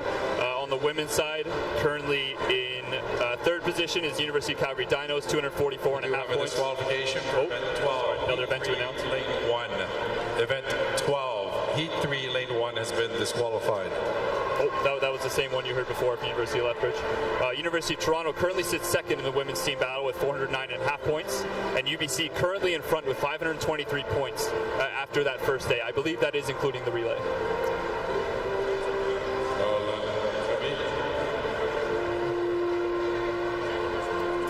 And I'll just quickly go through the men's results here as well. Currently sitting in third, University of Calgary Dinos have 259 points. UBC Thunderbirds currently in second with 293 points on the men's side. And leading the way on the men's side of the meet is University of Toronto with 370 points so far in this meet. So great swimming to their third one day. À la session. Ce soir, nous aimerions rendre un gros remerciement à tous nos officiels et nos bénévoles pour leur dévouement ici ce soir. S'assurer que nous ayons de très belles courses au centre aquatique de Pointe-Claire.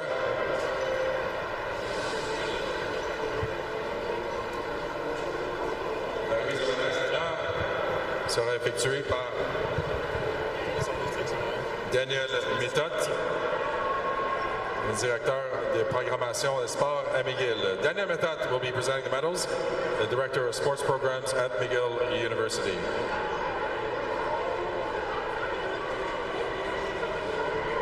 We're presenting medals for event 11, the women's 4x100 freestyle relay. The bronze medalist, la médaille de bronze, University of British Columbia.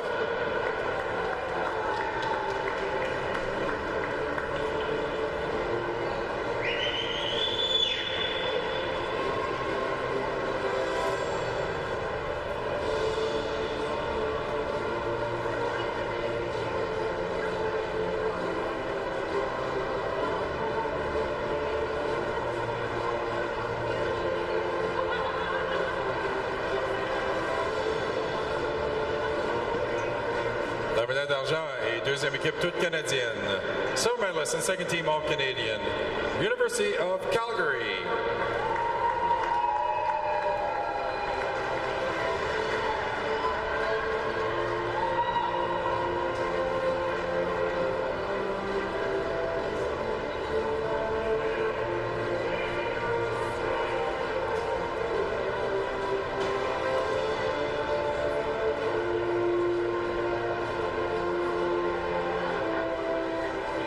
Et la médaille d'or, première équipe d'étoiles canadienne. Gold medalist and first team All-Canadian. University of Toronto, Tegan Vanderleek, Lily Tribadi, Riley Carey, and Ainsley McMurray.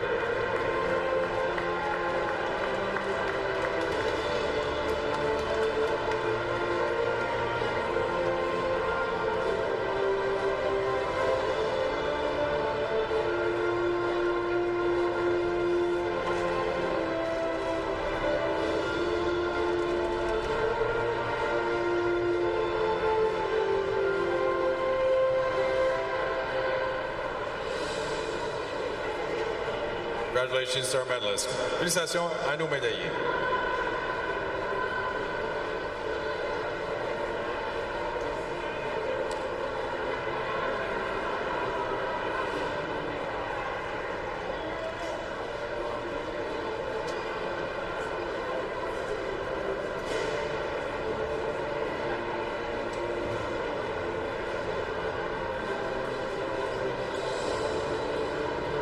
Procédons maintenant à la remise de médailles à l'épreuve 12, les relais 4x100 libres. Now presenting medals for event 12, the men's 4x100 freestyle relay. Bronze medalist, la médaille de bronze, University of British Columbia.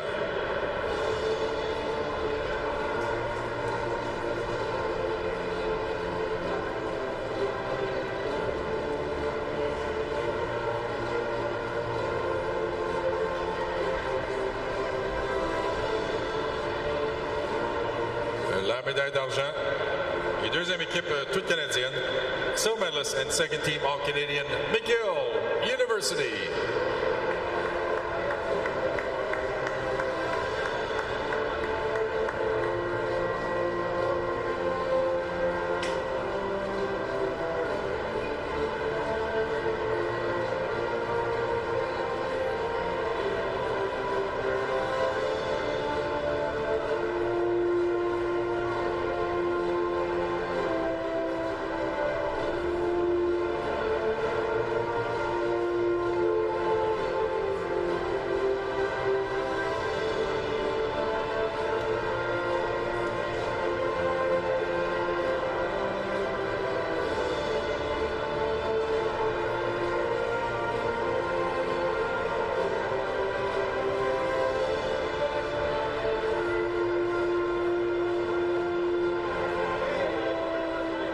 Gold medal winners. And first team All-Canadian. La médaille d'or et première équipe d'étoiles canadienne.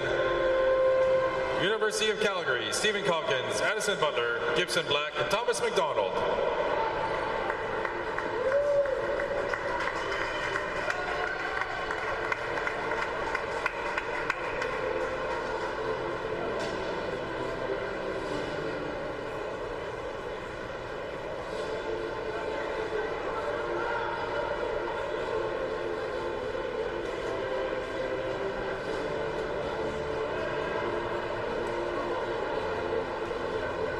Congratulations to our medalists. Félicitations à nos médaillés.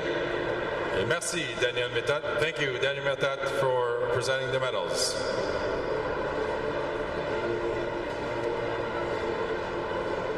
This now concludes our session this evening. First day here at the Pointe-Claire Aquatic Center. Fantastic day of racing. Looking forward to some fun racing tomorrow as we continue on with the 2024 Youth Sport Championships here at the Pointe-Claire Aquatic Center. Thank you for all of you for joining us. Merci à tous pour être parmi nous. C'est la première journée de championnat de natation e-sport de 2024.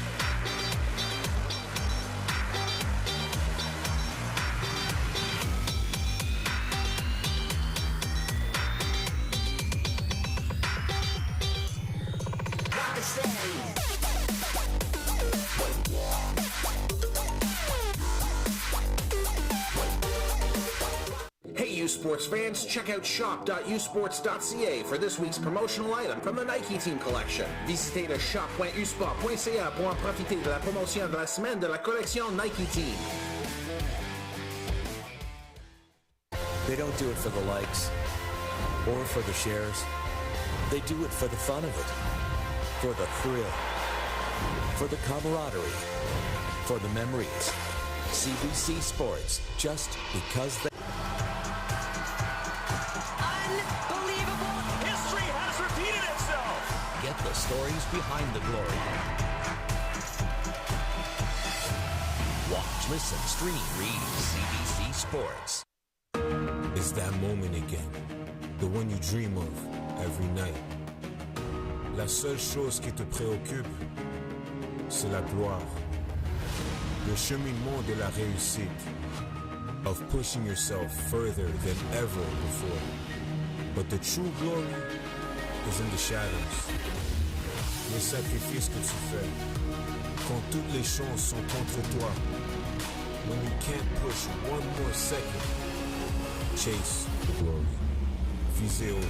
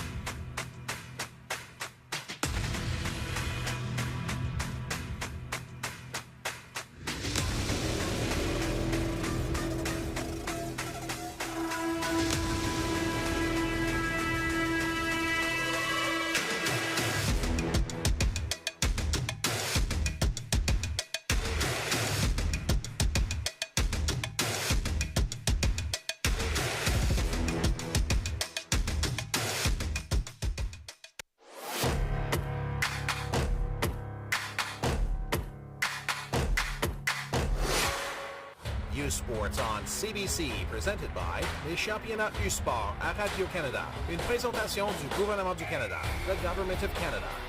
Nike, just do it. Faites-le. Fox 40, celebrating more than a decade of the Fox 40 U-Sports Coach of the Year program. Fier partenaire des prix de l'entraîneur de l'année U-Sport. Veriburn, medical supply partner of varsity athletics since 1979. Partenaire du sport universitaire depuis 1979. Bering, exclusive supplier of U-Sports championship rings. Le fournisseur exclusif des bagues des championnats U-Sport.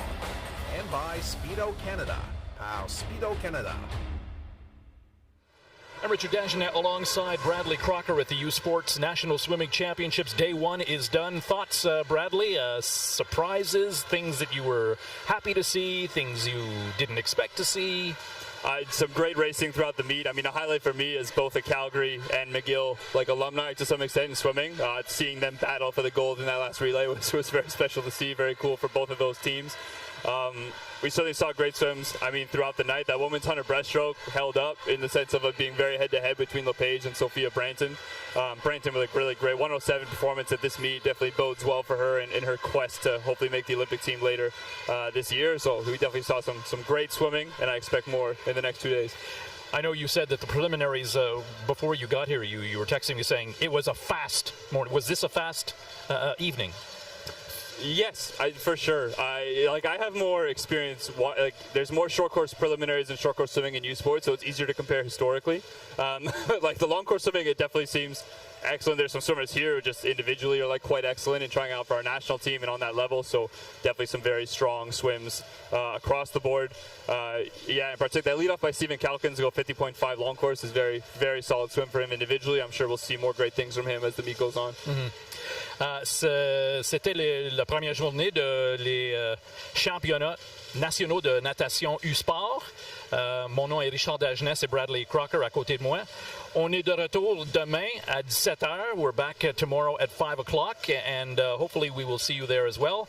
And thank you for joining us. And yeah, the crowd was awesome, great atmosphere, and I look forward to tomorrow. Thank you, Brad. Thank you.